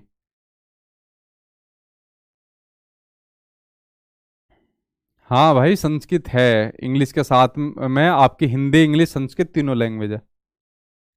टोटल 120 मॉक टेस्ट है, ठीक है। इतने मॉक टेस्ट आपको कहीं नहीं मिलेंगे, टोटल 120 मॉक टेस्ट। हिंदी हो आपकी पेपर 1 हो, पेपर 2 हो, हिंदी हो, इंग्लिश हो, संस्कृत हो, सब है उसके अंदर। सर उर्दू में भी बहुत हेल्प करेगी, है सारे क्वेश्चन इसी तरह उर्दू में भी रहता है, हाँ जी, उसमें भी हेल्प करेगी आपके। मैंने बताया कोई भी आपकी लैंग्वेज होती है, हिंदी हो, इंग्लिश हो, उर्दू हो, संस्कृत हो, कोई भी आपकी लैंग्वेज होती है, सेम आपके यही टॉपिक होते हैं, सेम आपके यही चैप्टर होते हैं जो मैंने आपको बताया, ठीक। एडमिट कार्ड आपके जल्दी जारी होंगे, एडमिट कार्ड आपके जल्दी होने वाला है, ठीक है। अब मैं वीडियो को स्टॉप करता हूँ भाई, अब ज़्यादा खड़े होने की हालत नहीं है। और उसके बाद कल मिलता हूँ 8 बजे, कल देखता हूँ कौन सी मैराथन होगी, और मैराथन मेरी कितनी बची है अब आपकी। मैंने देखो सीट भी निपटा दी, कौन कौन सी मैराथन बची है एक बार नज़र डाल लेता हूँ मैराथन के ऊपर, ठीक है। सीट भी मैंने कवर करा दी पूरी की पूरी, उसको जाके देख लो। ईवीएस मैंने कवर करा दी, एनसीईआरटी की मैंने अलग कवर कराई है, पेडागोजी की मैंने अलग कवर कराई है, संपूर्ण पेडागोजी की मैंने मैराथन अलग कराई है, इसको जाके देख लो। मैथ्स की मैंने मैराथन करा दी, न्यूमेरिकल की अलग कराई है, और पेडागोजी की मैंने अलग कराई है। हिंदी की मैंने मैराथन करा दी, ठीक। उसके अलावा आज आपकी संस्कृत की आपकी मैराथन क्लास हो गई। और अब कौन सी बची है, अब बची है आपकी इंग्लिश की बची है और सोशल साइंस की बची है, ठीक है। ये मैराथन क्लास आपकी बची है, इनको मैं करा दूंगा, जल्दी करा दूंगा, ठीक है। तो चलिए फ्रेंड्स, आई होप आपको वीडियो पसंद आएगी, तो लाइक कर देना, शेयर कर देना, चैनल को सब्सक्राइब कर लेना। और आज की वीडियो अब यही खत्म करता हूं, और बस प्रैक्टिस करना, इनसे बाहर आपकी चीजें नहीं आएगी जो मैं आपको बता रहा हूं, ये बात आप लोग ध्यान रख लेना। जब पेपर भी आएगा क्योंकि ये निचोड़ है जो मैंने आपको बताया मैराथन क्लास के अंदर। चलिए फ्रेंड्स, मिलता हूँ कल आपसे 8 बजे अच्छी तरीके से इसकी जो है थेरेपी वगैरह लेकर कल, और कल मिलता हूँ आपसे 8 बजे। Thank you.